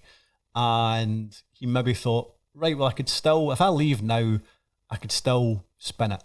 We're only a handful of points away from fifth place. We had a positive goal difference. Our record under me was far better than it was after I came in after 7 games or whatever it was. There was things to spin. He's going to struggle to do that now if they are struggling after 6 games this season. Because on top of that, right, what we mentioned right at the start of talking about League One was that there are no outstanding teams in the division. There's no like a team like Falkirk size, for instance. There's no like a team like Hamilton Accies or a Partick Thistle or a Raith Rovers. Kelty Thistle, like traditionally, should be that big team. This side here, I would be surprised if they get top 4. I have them considerably lower. You got them lower? Yeah, I think they'll finish 9th. Seriously, as bad as that? Yeah. Because I don't think, as much as they have some players there who have a kind of history, I suppose, have a wee bit of experience, They haven't demonstrated much so far No. in terms of League Cup campaign. I think, judging by the comments from the fans, they've arguably been some of the poorer players from the squad, and everybody else is essentially a teenager or somebody who's early 20s that barely has any games under their belt. And if they are being led by somebody in Duncan Ferguson who doesn't appear to know what he's doing, I don't have any hopes whatsoever in terms of how this season pans out for them. And on top of that, something that we'd picked up on, I think something that a lot of people had picked up on, a lot of Duncan Ferguson's post-match interviews when he complains about plastic pitches. He did it against Montrose when they played Montrose in the playoffs, did it against Hamilton Accies, and I can see him doing it a lot. Well, I can see him doing he will be doing a lot here, because other than Inverness, Caledonian and Thistle, the only team who play in grass is Dumbarton, and that's grass. It's not exactly grass at Dumbarton playing. Aye. So I was going to say, Shaughan, it's like, when last season Michael McIndoe's post-match interview was a Dave counter. I think this season it's going to be the synthetic pitch counter. Like how many times Duncan Ferguson talks at a plastic surface. That aside, I am fascinated to see how his son gets on. Something, they've made two signings. The first, Jack Newman, goalkeeper, who's coming alone from Dundee United. And I think that there was a loan spell at a really, really bad Peterhead side about 2 years ago where he looked quite good. Yeah, he looked decent. And big shoes to fill with Mark Ridgers moving on, who was quite shabbily treated. A lot of people, Chris Williams touched on Aaron Doran. We'll come on to him in a second. But the other signing, as you mentioned there, his son, Cameron Ferguson, signed for Forest Mechanics. A loan spell from Forfar from Newcastle. Not particularly well thought of by Forfar Athletic fans, and I think that the optics for this don't look particularly good in Duncan Ferguson's favour, and I actually feel a bit sorry for his son in this, because he's got a handful of appearances off the bench in the League Cup. Cameron Ferguson will need to probably score 36 goals, score a goal every game to get people off his back, because I can imagine the supporters who don't like his father for his management of the club, that negative attention, basically his son becomes an avatar for that as well. It's a young guy who's making his first steps in the game. He will get the brunt of that, because albeit players can improve. We talked about Luke Macbeth, for instance, a player who's overlooked elsewhere, ends up signing for Glenafton before going to Partick Thistle. Maybe Cameron Ferguson's a late bloomer, but I just don't think that working under his dad in this particular environment at this time is beneficial to anyone. No, when you're an unpopular manager is bringing in their son who didn't look good enough to get in an utterly toothless Forfar team in League Two. No, it's not a great look. No, and we talked about there. So we've said about the players that they've come in. There's been a massive turnover. So the two players have come in, 23 departed. Mark Ridgers was one long-serving goalkeeper. The other was Aaron Doran. He'd played more than 400 times for the club, won the Scottish Cup with them in 2015, and he claimed he was found out he'd been released by email, and he's waiting for surgery for a long-term injury. And they even had to do a crowdfund. I think it was Shane Sutherland, his former teammate, who, according to Sutherland, he was quite shabbily treated as well when he left Kelty Thistle by Scott Gardner. So it just feels like it's not just the stuff.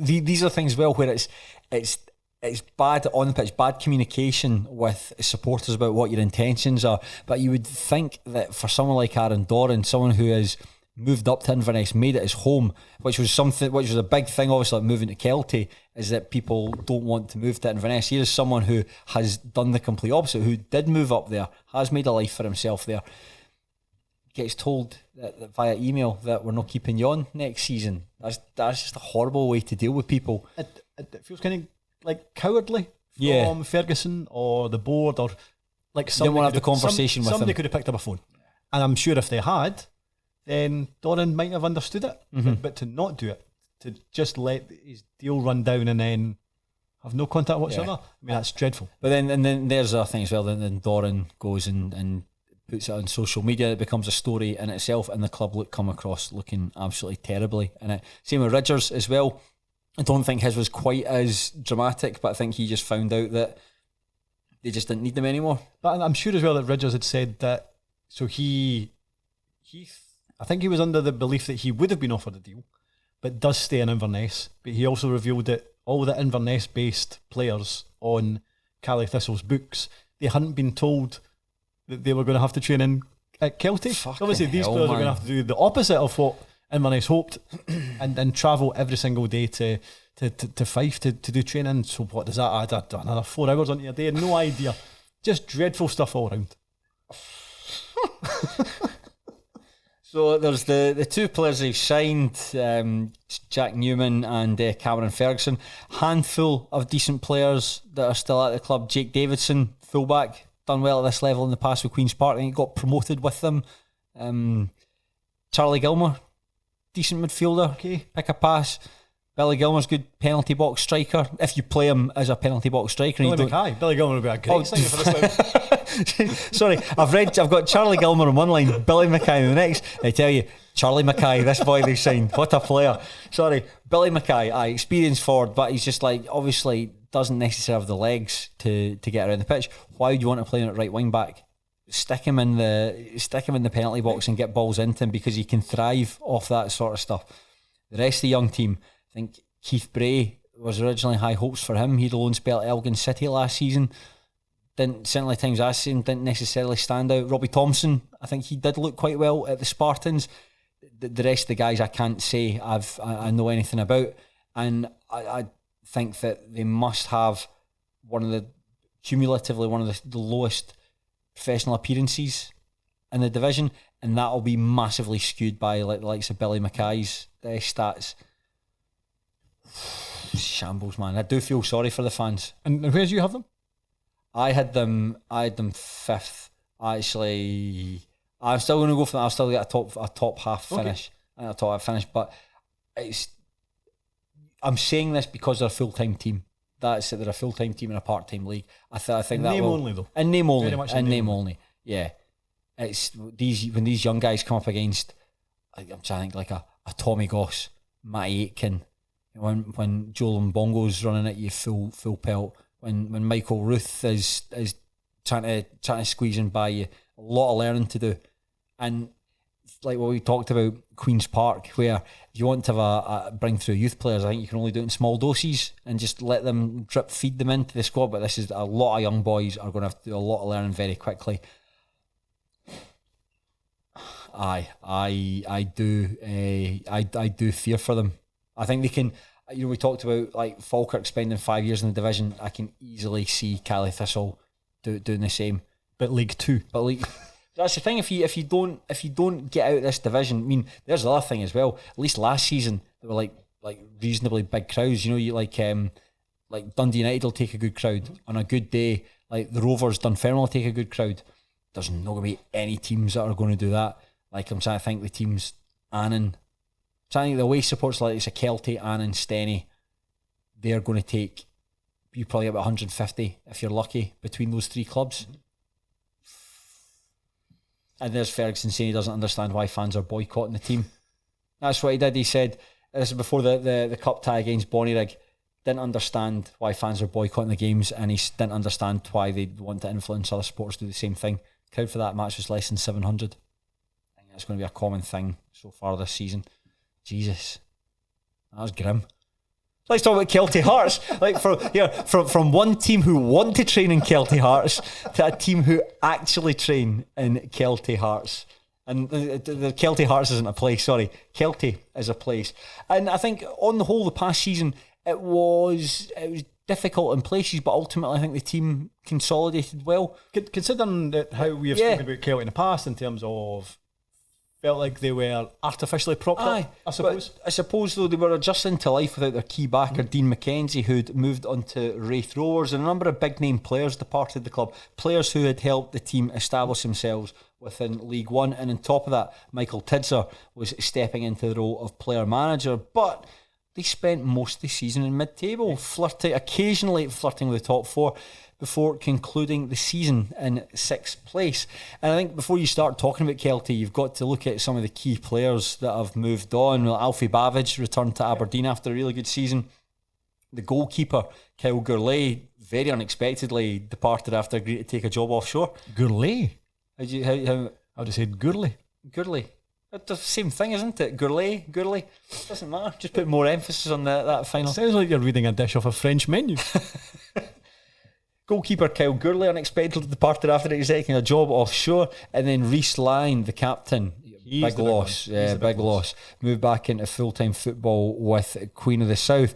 And I think that Kelty have made some interesting signings. If it clicks, yes, and that's a big italicised if. If it clicks, they could finish in the top 4. Yes. But I think they will need a massive degree of luck, and they need to sign a central midfielder who can run. Yeah, as well. That's exactly what I was going to say. In terms of their interesting signings, Scott Allen is their big name. Liam Brown as well, who's come from East Kilbride. In theory, really, really good signings. But if you add in, I suppose, Michael Tidser as well, who is getting on a bit, I suppose, advanced in years, you need legs in there. All talented players, but you need legs, and I don't know who is going to do the running for them. You know what reminds me a bit of? You know the season where Everton ended up signing Gylfi Sigurdsson, Wayne Rooney and Davy Klaassen all to play in the same position, and then realised we can't play them all as number 10s, they had to accommodate them round. I think that's what this reminds me of. Because it was interesting against, obviously they lost 6-0 at Queen's Park, which sounds as if they were absolutely terrible. Actually, they weren't, well, they were bad. Certainly defensively. Sound like Mick Kennedy. But the weird thing is they had plenty in the ball. Right. So actually they had... definitely sound like Mick Kennedy. Scott Allen had a number of them had a load of possession. But see if, and as much as we've spoken about, they need somebody who can run in the middle of the park. See if your tactic is play it to Craig Johnson up top. I don't think you're going to score a lot of goals. And that ultimately is where they were falling flat. They had plenty of possession up until the halfway line. But as soon as they went any further forward than that, that's where they would everything would break down. Yeah. They very much need a forward who can, well, they need somebody in midfield and they need another forward. Yeah, definitely. I mean, I think that with Babbage having returned to Aberdeen, that was always going to be a big black hole up front. And Johnson's game, I think he'll put himself about a bit. He makes the most out of what he has. Yes, he's a pressing forward, a defensive forward, rather than someone who's going to get you, 15 goals a season that you're going to need. But the two number 10s, I found that really interesting. I found Scott Allen, first of all, who I don't think his move into part-time football has been particularly successful. You know, he signed for Arbroath from... Who did he mean that for Arbroath? Wasn't it Hibs, was it? Was it Hibs? Was it Hibernian? Bloody hell. Moved into Arbroath from Hibs, and I think a lot of people, just on face value, be like, he'll absolutely scoosh that division. But he did It's not quite that simple. Nah, it's not quite that simple. Where someone who has got their own, fitness issues, you obviously has played with diabetes. I'm not 100% sure how that affects you day to day if you're training full time. I'm going to assume it'll affect you in a different way if you're only training part time. But someone who struggled with that move into part time football with Arbroath and got a red card. I'm sure Dick Campbell gave an interview where he says, "No, I didn't send Scott Brown Scott Brown. Christ, give it a rest. I didn't send Scott Allen to tackle. That's other people in the team that are going to be in the tackling, And that's a terrible impersonation. Really loaned out to Larne, and then barely, as far as he barely got a game for them either. And so you're seeing him come to Kelty Hearts, and obviously he's still quite young. He's 32, 33. Still technically will be miles ahead of anything else in that division in terms of the ability to pick a pass and see things that other people can't see. He'll be miles ahead. Whether or not the players around him are quick enough to... That was the impression I got on Saturday. Yes, he has the vision, but there isn't really that many options to choose from, and that's ultimately where the kind of attacks were withering on the vine. Yeah, you've not got Dylan McGeoch and John McGinn around you to take full advantage of it. And he's the sort of player I think you can indulge to an extent if you build the right midfield around him. So you're thinking you need legs, you're going to need someone in there who's like Mikey Anderson at Stenhousemuir, or Kieran Miller at East Fife, guys who are notorious for just being supremely fit and can get around the pitch for 90 minutes. So then when they brought in Liam Brown from East Kilbride, it was like, right, that's an unusual signing, because Brown's had a funny couple of years in football. He'll go down as the answer to the question, who was the first player Queen's Park ever paid a fee for? It's Liam Brown. But he played a really important part for Queen's Park when they won promotion to the Championship, but then found himself in the fringes of Owen Coyle's team and ended up going out on loan to Stenhousemuir. Played 20 minutes on loan for Stenhousemuir against Bonnyrigg, and then just told the club he wasn't coming back, or told someone that he worked with that he wasn't coming back. And we were saying, well, is he injured? Is everyone okay? You'd see him in photographs on social media where Queen's Park were putting up pictures from their training. He'd be in the background of the photos. there's stuff going on off the field that he was able to train but not able to play. Don't understand it, but whatever. And then he leaves Queen's Park to join East Kilbride, and you think, well, this is probably a promising career that's not going to hit its heights because you move from Queen's Park to East Kilbride. That's quite a big drop. But then he was a captain at East Kilbride, but then East Kilbride transfer listed him, but yet he was still brought in at the tail end of the season and played in both the playoff matches against Stranraer. And then he goes to Kelty, so it's really, really difficult to know what to make of it, because like if his heart's in it, really, really good player, but I don't know if it is. And then on top of that, you've got Scott Allen there, someone who's not famed for his running. You can't play both of them.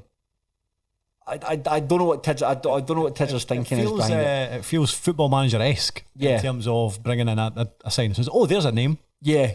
But you're right. I would be surprised if both signings work out. Pleasantly surprised if maybe one work out. You know something, I've spoken a lot of times about Brown. I know I was very disappointed it didn't work out for him at Stenny, but having seen him at Queen's Park, I've seen him at Edinburgh when he got his move to Queen's Park, just like a really classy player, someone who was just really good at moving the ball quite quickly, like always like trying to play a simple pass, but doing it like that's what I'm doing. It serves like a really, really good player, and maybe that's what he's been brought in for, just someone who can maybe sit in front of defence, take the ball and move it on. But again, if there's turnovers in possession and the team are suddenly up the field and they get caught out, you're not going to have Brown and Allen.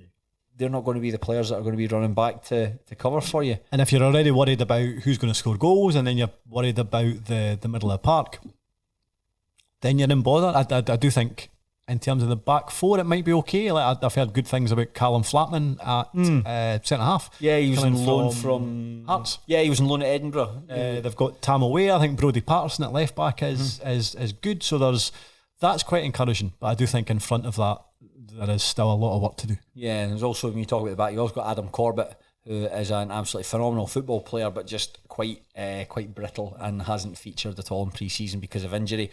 And I do worry that is going to be a thing in fact, that's not going to be a thing. It is a thing that's holding Corbett back, because I think he's a great player and he's just a really classy defender. Just can't stay fit. So that's the problem there. I'd actually forgotten that they'd taken, to supplement the forward line, they've taken Scott Williamson on loan from Queen's Park. Again, somebody who hasn't quite made it, when maybe a few years back he maybe thought he could have done something. I think the same thing you say about Scott Williamson, like they said about like Harry Stone or Dan Mackay or Jake Hasty, it's a big season for Scott Williamson, because when he moved from Cambuslang Rangers to Queen's Park, he signed like a long-term deal with the club, and I'm not sure he's quite good enough for championship level, but he went on loan at Cove Rangers last season and didn't really do anything, and he's out of contract at the end of this season, and it just feels like his time unless he does something really special here, his time as a full-time football player might be coming to an end. I suppose, just as a side with Queen's Park, remember they signed Aaron Healy from Arthurlie? Well, they released him they gave him a 3.5 year contract, but they released him after 18 months. He's back playing with Arthurlie. So an intriguing idea that didn't quite perhaps work out for them. So I'm not sure what to make of this Kelty team. Again, another team where we started talking about them. I had them down as like maybe in mid-table again.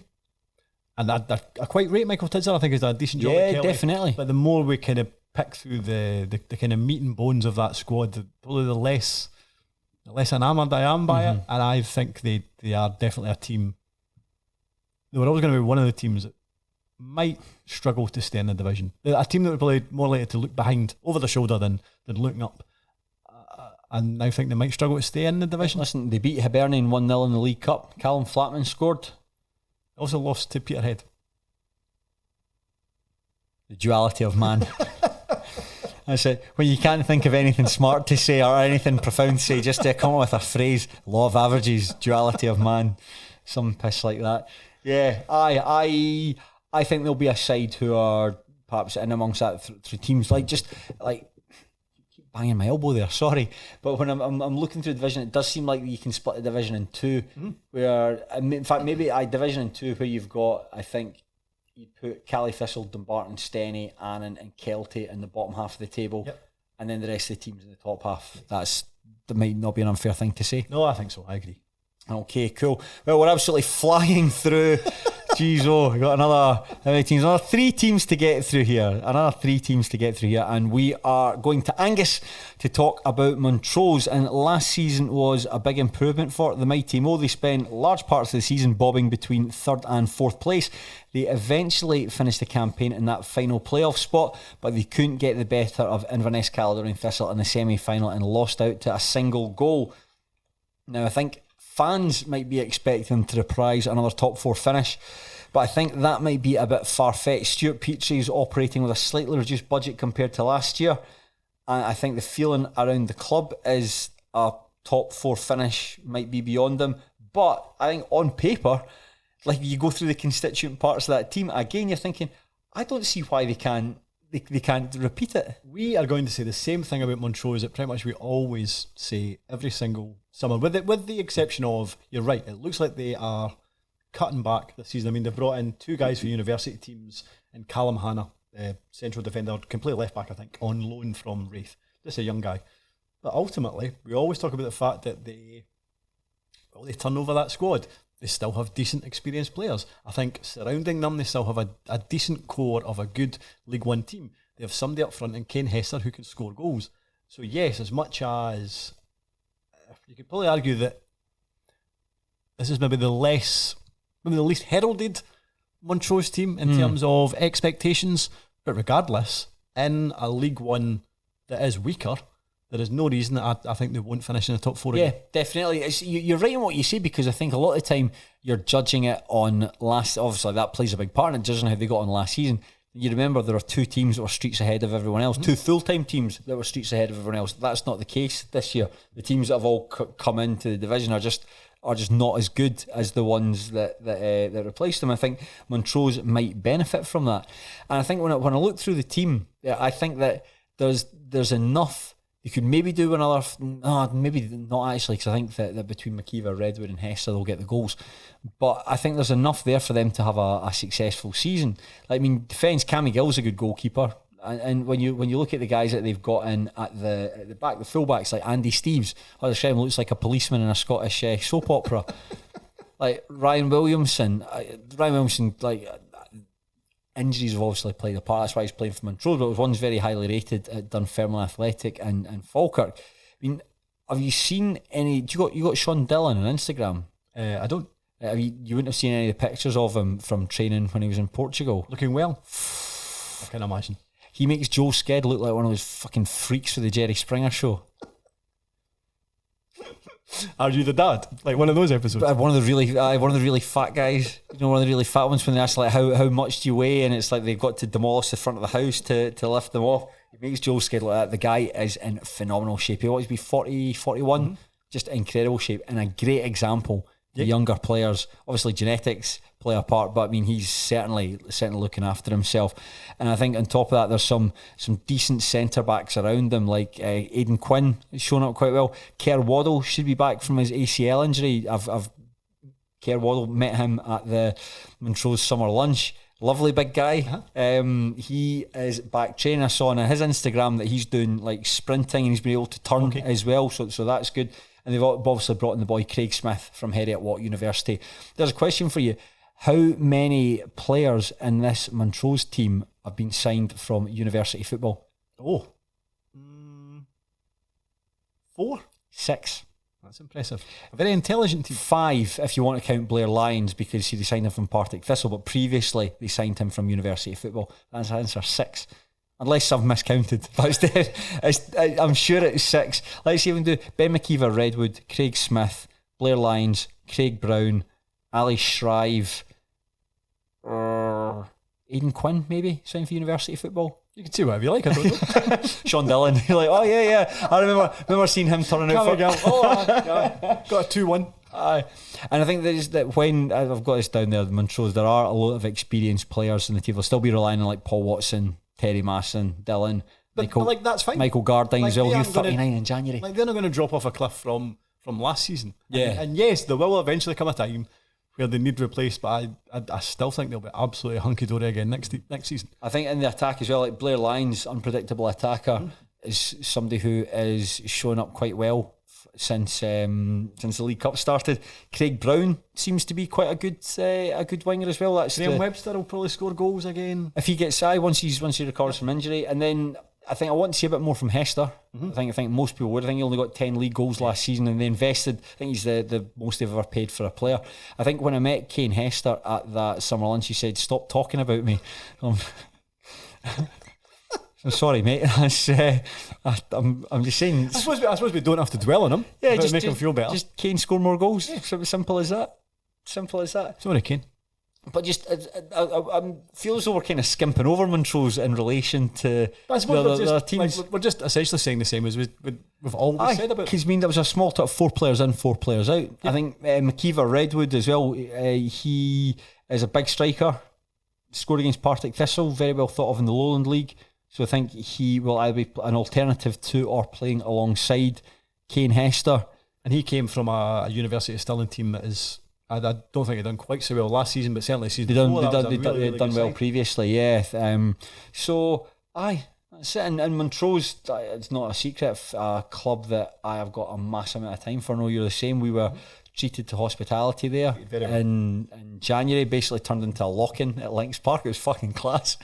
Really gutted that I had to get the train up the road because I could have easily stayed out there all night. And then we're at their summer lunch back in May to do a sort of live version of A View from the Terrace with Colin Henry and Alex McLeish and Colin Henry. Yeah, so that was a lot of fun. But just a really nice club, really, really good people, and I sincerely hope they have a great season. Stuart Peach is just a really, really good guy. I mean, like Stuart Peach was saying, because when we'd done that, they'd just lost to Hamilton semi-finals of the playoffs, maybe a week or two after that, and they were saying it would be great if we can make the next step. Getting to the playoffs doesn't really seem to be that much of an issue. It's hard, but we seem to do it consistently.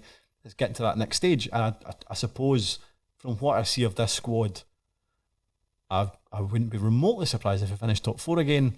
But again, they might just be a wee bit short of making that next step. I suppose it's like relative to the rest of the division. What do you see from what do Montrose lack that other teams do? And it's actually quite difficult to put your finger on, because it's, like I say, you look at the constituent parts. There's a lot to like. The experience throughout the team. Loads of young guys taking their first steps in SPFL football. Guys who they've signed that are getting better with every season. Like Craig Brown, for instance. Craig Brown's turning into a really good player. But that's so that's I don't know what's. I suppose like previous years, you've had full-time teams in the division, so they don't have that. I don't think they are the best part-time league in the division this season. So that goes against them. So I do think that they will be 3rd or 4th again because they don't have the full-time basis of Queen of South, and they probably don't have as good a squad as Arbroath, for example. And Alloa, they're maybe roughly the same as Alloa. Yeah, no, that's fair. So sorry, Montrose, if you feel you're shortchanged by that, but don't worry, wait till we get to Elgin. We can just we'll fly through that one. Shaughan, let's go to Dumfries and let's talk about Queen of the South. My goodness, they were stinking last season. Let's not make any bones about it. Marvin Bartley had shown signs of promise after playing Willie Gibson replacing Willie Gibson midway through the 2022-23 season, and they were expected to challenge for promotion the following year. Not necessarily win the division, but at least give it a good go. Instead, they were so poor that they spent the final few weeks of the season trying to avoid 9th place. They're now statistically the worst full-time team of the SPFL era. So Dunfermline Athletic, Falkirk, there's a new sheriff in town. That is Queen of the South. Now, Bartley was moved on at the end of the campaign, probably a lot later than some people would have liked, and he was replaced by Annan Athletic's Peter Murphy. And that's a rare example of a part-time manager moving into full-time football. And not long afterwards, his new chairman, Jim McClendon, posted a statement on the club website saying that they cannot repeat last season and they fully expect to be challenging for promotion this time around. He also said things like they won't be carrying a large squad of players. He'll be looking to do more engagement with supporters. Palmerston will be upgraded over the summer, and the club are also going to look to forge strong links with Carlisle United, of course, a club that Peter Murphy has long associations with. I think they will win the league this season, but that's perhaps more by default than anything else. I think they'll win the league as well, but oddly, I don't know if on paper they have a squad of players that's necessarily any better than last season. Maybe incrementally. See, I don't think it's significantly better than last term. Well, what I would say is something that one of the first things that Murphy did, the first two players he signed, Matty Douglas and Rhys Lyon. So Matty Douglas was the captain at Annan.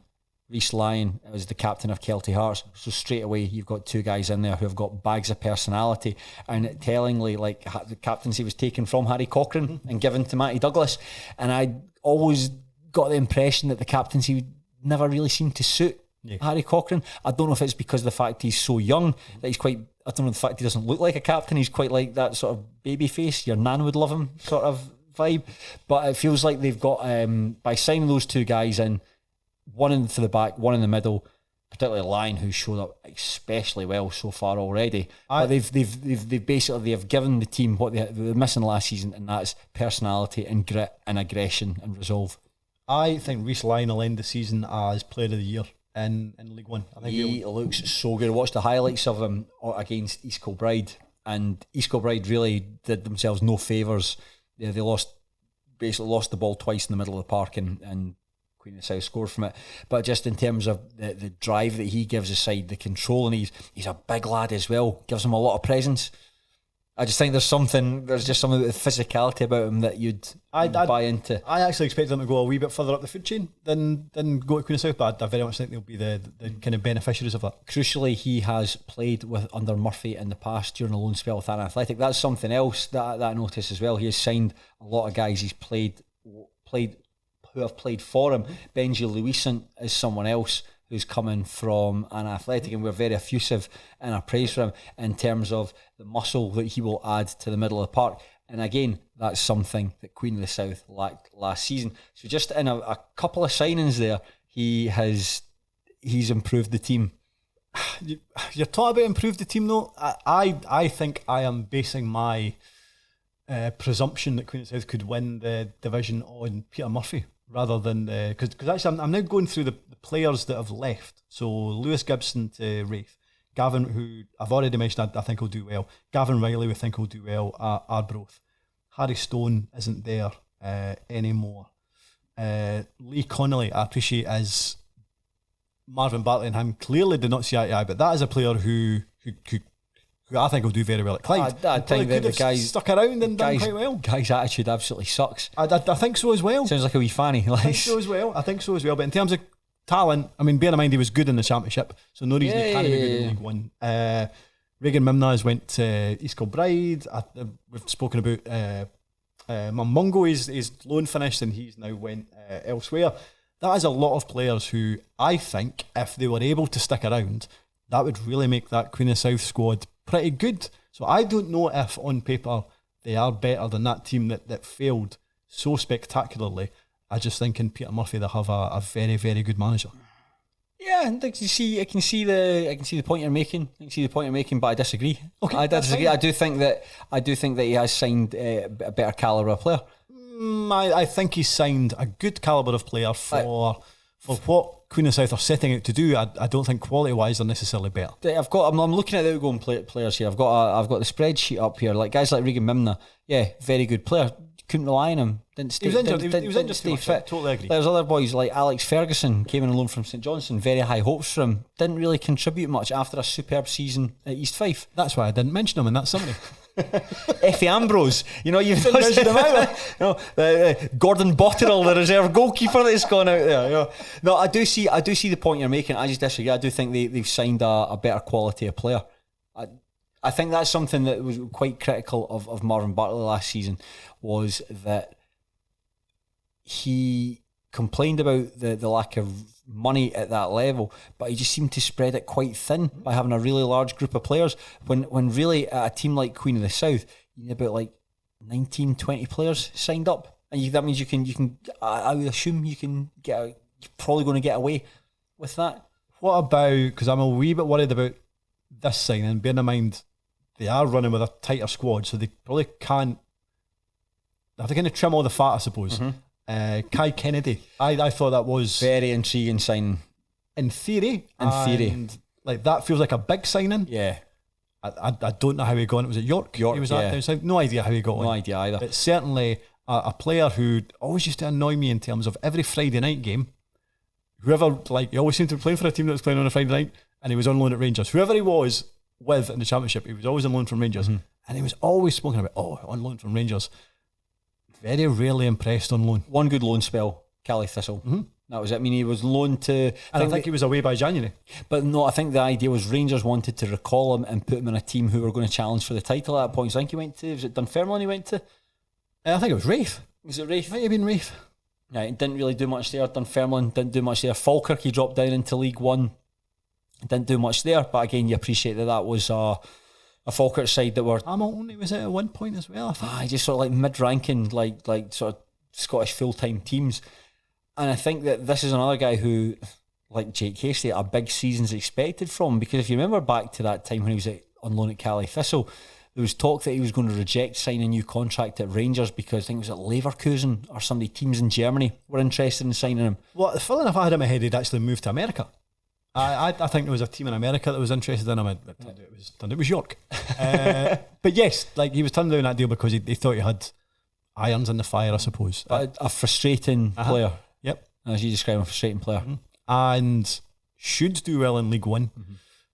But it's such a small squad that I don't think he'll work back defensively. So if you want him to do that role, or if you're just going to give him a free role, allow him to do his thing and just get at other teams, fine. But if you're expecting him to help out his fullback, that probably won't happen. Yeah, that's the worry with that. But I don't know, because he has signed so many like powerful players like in Lyon and Luisan, that he looks at that team and thinks, well, maybe we can get away with a bit of indulgence here in someone like Kai Kennedy. And on top of that, it'll be the big message for him was that if you are talented enough to play at a high level, we saw that how good he was when he was younger. You're talented enough to play at a high level. You've got to stick in though. We don't want you to be at Palmerston for very long. We want to see you kick on and go elsewhere. So that might be the pitch that Murphy's given to him.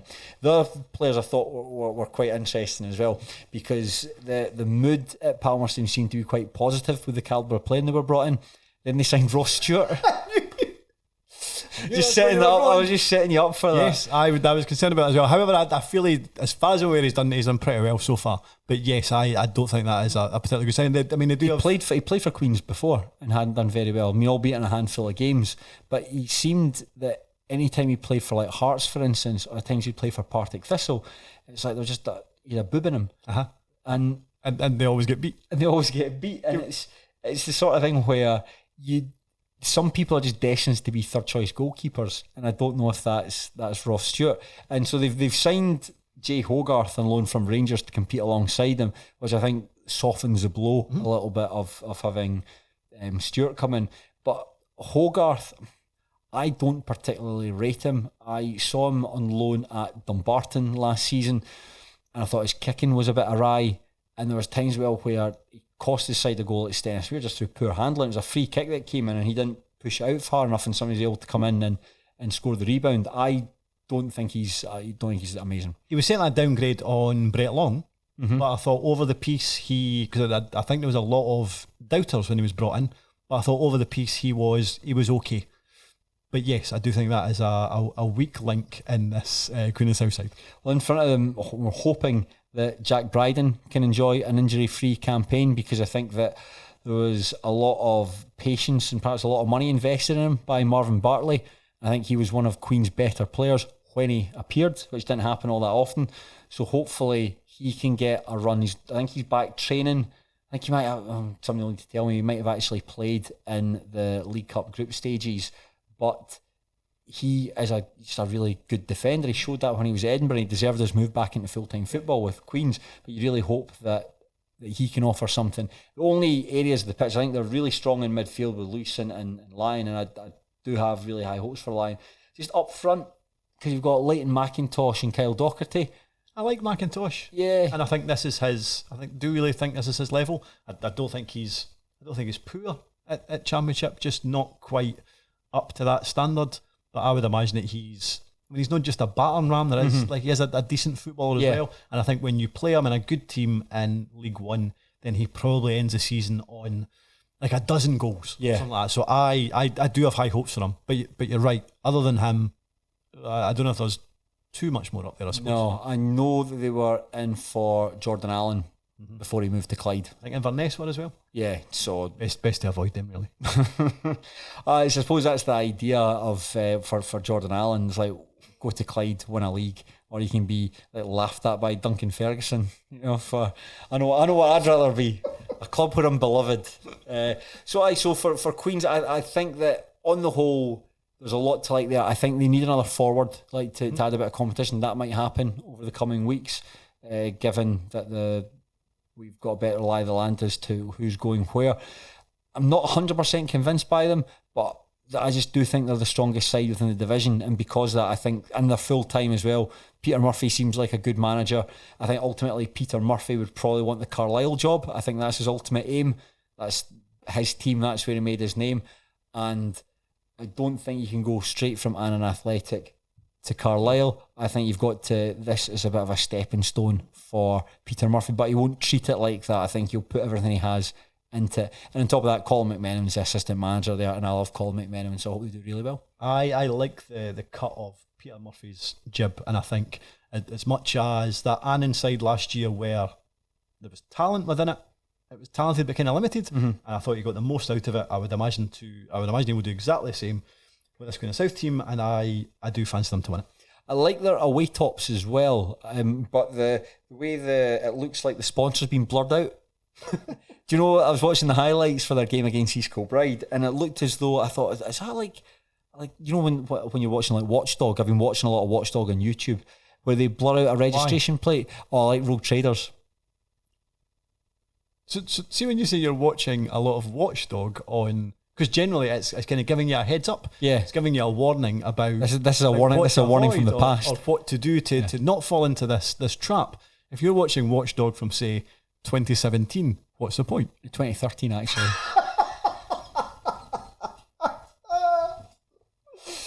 Well, you won't be falling into those traps. It looked like a blurred registration plate was what the point I was going to make, and it reminded me of Watchdog.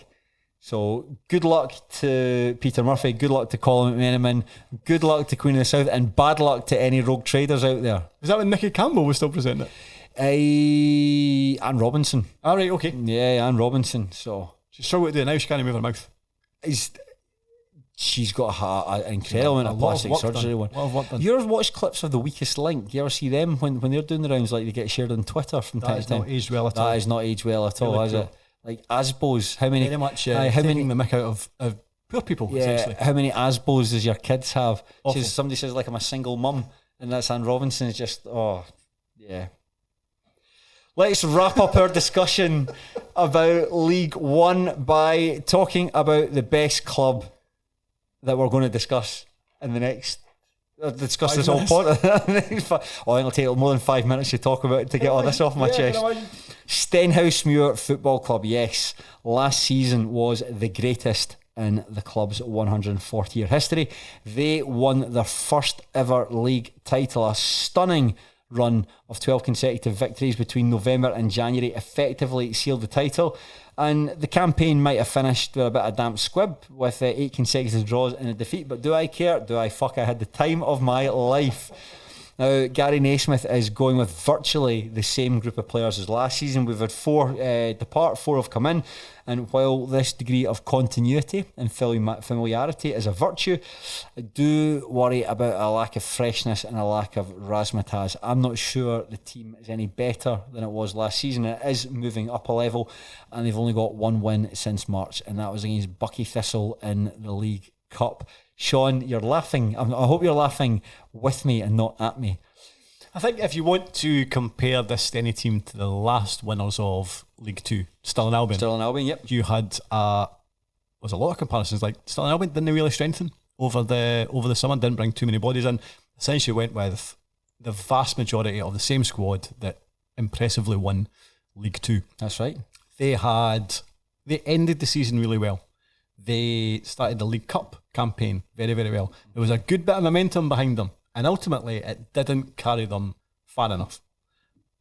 Stenny have done loads of the same kind of things, haven't really supplemented or added to the squad. They haven't beat an SPFL side since about 2017, roughly, or one of those watchdog episodes.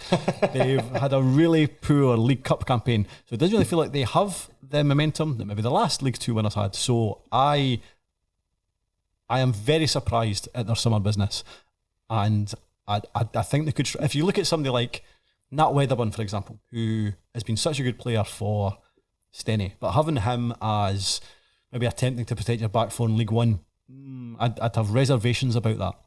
So I look around that Stenny squad, and I think there's lots of positions that need an upgrade. Yeah, I agree. I have been slightly, I wouldn't say disappointed. I would say disappointed in the lack of transfer activity. However, I know it's not for the lack of trying. I have no doubt that Gary Naismith and Martin Christie, the head of recruitment, are aware that you can't really go into this season with a lack of freshness. I actually spoke to one of the players going back to the trophy day and got talking to one of the players, and we were talking about this season ahead. And he said, it's good that everyone's signed up, but you need new players in. We need new players in just to give us a bit of freshness and give us a bit of excitement. So hopefully we've got them in the bag. And to see there's 4 players that have come in. 2 are really just for the fringes of the team. And one of them's already gone on loans. There's only really 3 players that have come in. I couldn't really understand what they seem to bring in like 2 or 3 bodies, but it felt like it was almost just for the League Cup. Yeah. So boys, Corey O'Donnell and Dean Aitken were signed from Broomhill and St Johnstone respectively. They're both young. Dean Aitken signs a defender. He has immediately been loaned out to Camelon Juniors. Corey O'Donnell, the decision to be made as to whether or not he's going to be going or staying.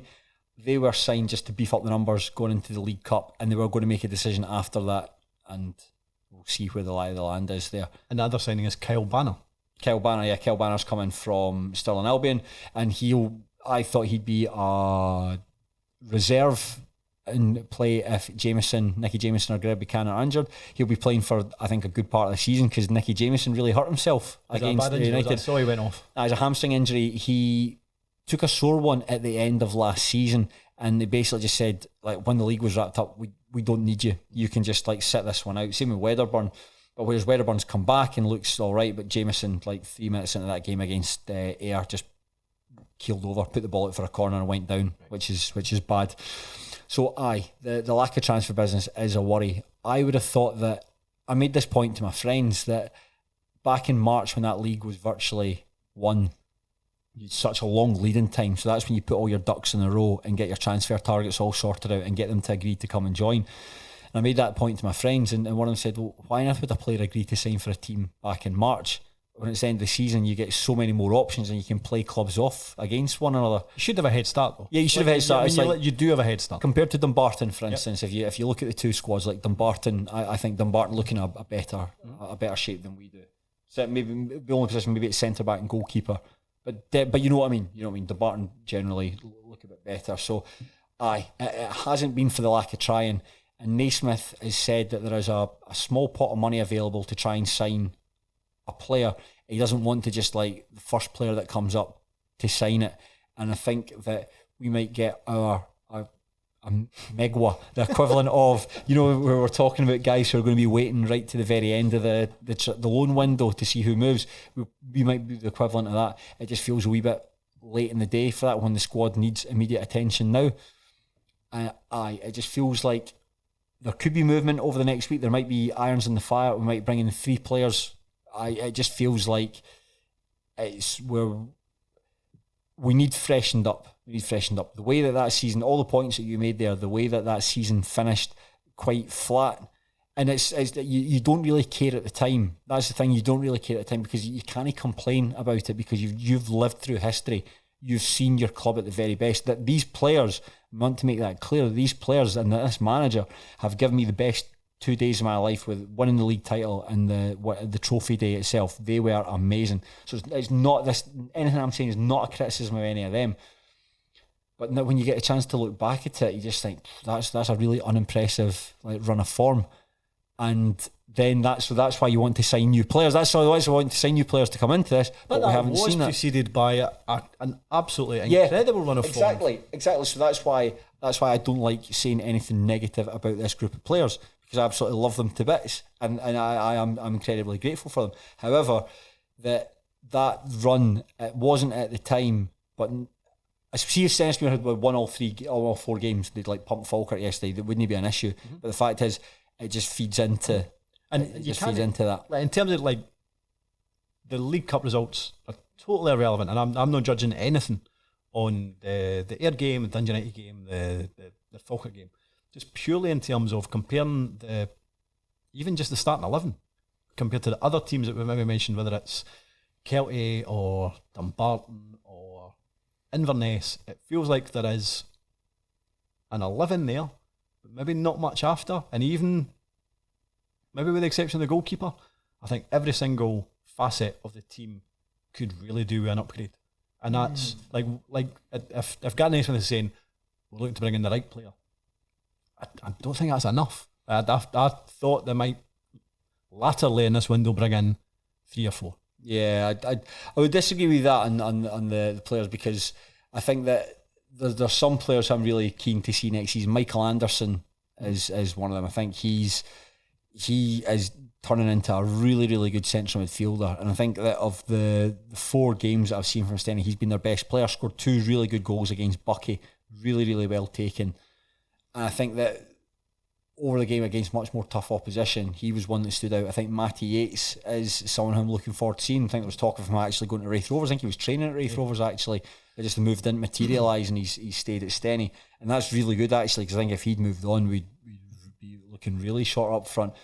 But it's the defence, like, have done us really well like last season, but against Dundee United and Ayr United and Falkirk, the goals that we lost were from like cross balls or set pieces, and that's something that never happened last season. But we lost about 8 or 9. You won't play any team as good as that in the league this season. But when you lose goals all the same for just people putting balls into the box, when like Gary Can played 35 games last season, kept 19 clean sheets, and we've already taken like 3 doings against good sides. It's not really good enough. I think Gary Naismith was really angry after those games, that the fact that we have looked so poor. So that is a worry. I do agree with you, it is a worry, and even just talking about it, I'm trying to convince myself that it's not, but it does need freshened up. Everyone knows that. Everyone knows that. We're not saying anything that's unsatisfactory, but it's like, you want to sign guys that the manager trusts. That's a really important thing. You just want to sign guys, we need a striker who's available, and get them in, because then the manager will know trust to put them in big games, and that's detrimental for not just for the player, but it's detrimental for the wider team as well. But it's something that we're all very aware of, and that's. I now think I maybe come across as being too harsh. I don't think that this team is out of its depth in League One, but it needs reinforcements. Yeah. No, definitely. And until that happens, I struggle to see. I just think it's going to be a really difficult. I think season. so, but the thing is, we all know that it's going to be a difficult season. We all know it's going to be a difficult season. Nobody, like when I'd heard that somebody had said like the budget was less than what it'd be next season, I was like, oh right, I didn't expect that. I thought that it would be increased. I think there was a lot of money spent last season, and it was worth it, because that was brilliant. Last season was absolutely brilliant. But we know it's going to be a tough season. I met Gary Naismith out in Germany. I actually met him at Cologne for the Switzerland game, met him in the stadium, and that was amazing. He's cutting around with his match worn Scotland jerseys, which is class. And so I was talking to him just about how his trip was, and we're talking about the season. He said there's a couple of players that he'd spoken to, and players who were close to joining, but it just hasn't materialised. And then it was like, we're waiting, I think he said, waiting for the end of the League Cup to see what happens. So I've no doubt there'll be players coming in. Probably one coming just now actually. I mean, an absolutely superstar forward that's going to completely change the season. But said to him, like, listen, we've all, like, as fans, we've all got your back, and the players that whatever happens this season, we can fully get behind you. And he said, cheers, that means a lot. I said, we're fully expecting a top 4 finish. And he puffed out his face like he was going through, like his heart was packing in, like So even he knows that it's going to be like it's going to be tricky. But it's similar to what we were saying earlier, like about Queen of the South chances. It's a weaker division, so there are more teams that are weaker. So like I would fancy us to give like say Dumbarton a game, Annan, Kelty Thistle. I think Kelty Thistle are probably the least fearful team in that division. But it's going to be hard unless the reinforcements come. It's going to be hard. It's interesting what you said about the budget is going to be lower than last season, but then I suppose you have a situation where I don't think the prize money necessarily is that much greater from League 2, League 1, and you don't really have a travelling support. Yeah, like League 1's going to have like very few travelling supporters next season. Aye, but the thing is there is money to sign a good player. There is money to sign a player. The names of the players that I think were in for, Michael Ruth was one. I think Jordan Allen. But you've got to choose. If you're Jordan Allen, you're getting the same money at Clyde or Steny. Would you rather go and win a league title or play a team that's going to be struggling? You're always going to go for the team. But I sound like I'm being really down, and I don't want to be down because yes, the team does need freshened up, and yes, that there are some issues still to be addressed. There is a lot to like. You've got a good goalkeeper, really good goalkeeper, strong centre backs. Hopefully Jameis is not out for too long, but you've got Buchanan and Kyle Banner. They'll do well. Kinley Billam looks like could go and kick on a good season. Michael Anderson, superb player. And could be a good season for Ross Taylor. Very, very fast. Scored a really good goal, against Ayr United. And Matt Aitken looks like a handful up top. When he's got a fire in his belly, he can really like scrapping with other defenders. So there are things to like about it, but I just need those extra bodies. I'm sounding like I'm repeating myself here. Sound like David Martindale complaining about money. You know? Where do you have them to finish? 7th. I have them last. You want them last? Yeah, right now I have them last. That's fine. No, that's fine. That's fine. I can tell you right in the huff. Wish I'd never said that. No. It's maybe because I'm just a little concerned as well. I'm trying to think if my mates in the group chat hear this and what they would say. But see, you're trying to be positive, and it's yes, the division is weaker across the board. So if you're a fairly like not the strongest team that's going in there, you're not going to necessarily see if it was like last season we're going up like into say for instance you replaced us with Edinburgh, like and it was the same division last year. I'd be like, yeah, you're going to finish bottom. I just can't see that. And I do trust the manager and the recruitment team to get the right player. It's just being patient. Ultimately, right, we weren't very good in those League Cup games. I lost a lot of similar goals, and the final 3 games against the better sides barely threatened me. We were really bad against Falkirk yesterday, well beaten in that match. Say you sign the 3 players that you need. You get a striker, you get another attacker, and I don't know, maybe a whatever position we'll need. Say you get 3 players that come in, all strong, improve the squad. Anything that's come before, it doesn't matter. So it's just about being patient. It is just about being patient. What are you, sir? But there's a lot of this. I'm saying there's a lot of this, but I don't want to sound negative because because that's the thing. I don't want to seem negative about my team. But you know something. The most important thing is to say is that team gave me so much. And I'm just looking forward to it. They were playing Arbroath on the first day of the season. It's going to be Flag Day, something that we've never seen as supporters. Are we sponsoring a jersey next season? I'm trying to think who'll be Michael Anderson going for sponsor his jersey. So, I'm looking forward to it. Trepidation, cost a lot of time, but I will be there. I'll be there for every match. Oh, class! Well, I hope it goes well. Right, Shaughan. Let's see. We will do our League 1 roundup then. League winner. Queen of South. I'll go for Queen of South as well. Promotion playoff places. I'm trying to think what I said. Arbroath, Alloa and Montrose. Montrose, okay. 9th place. I think I said Inverness. And relegation. Steny. Okay. League winner, I'm going to go for Queen of the South. Promotion playoffs. Alloa, Montrose and Arbroath. 9th place. Steny, relegation. Annan. Oh, really? Yeah, I'm going to go for Annan. I thought you spoke quite positively about them. Yeah, somebody's got to finish bottom. No, there's no shade on Annan, but someone's got to finish bottom. So I'm going to go with Annan.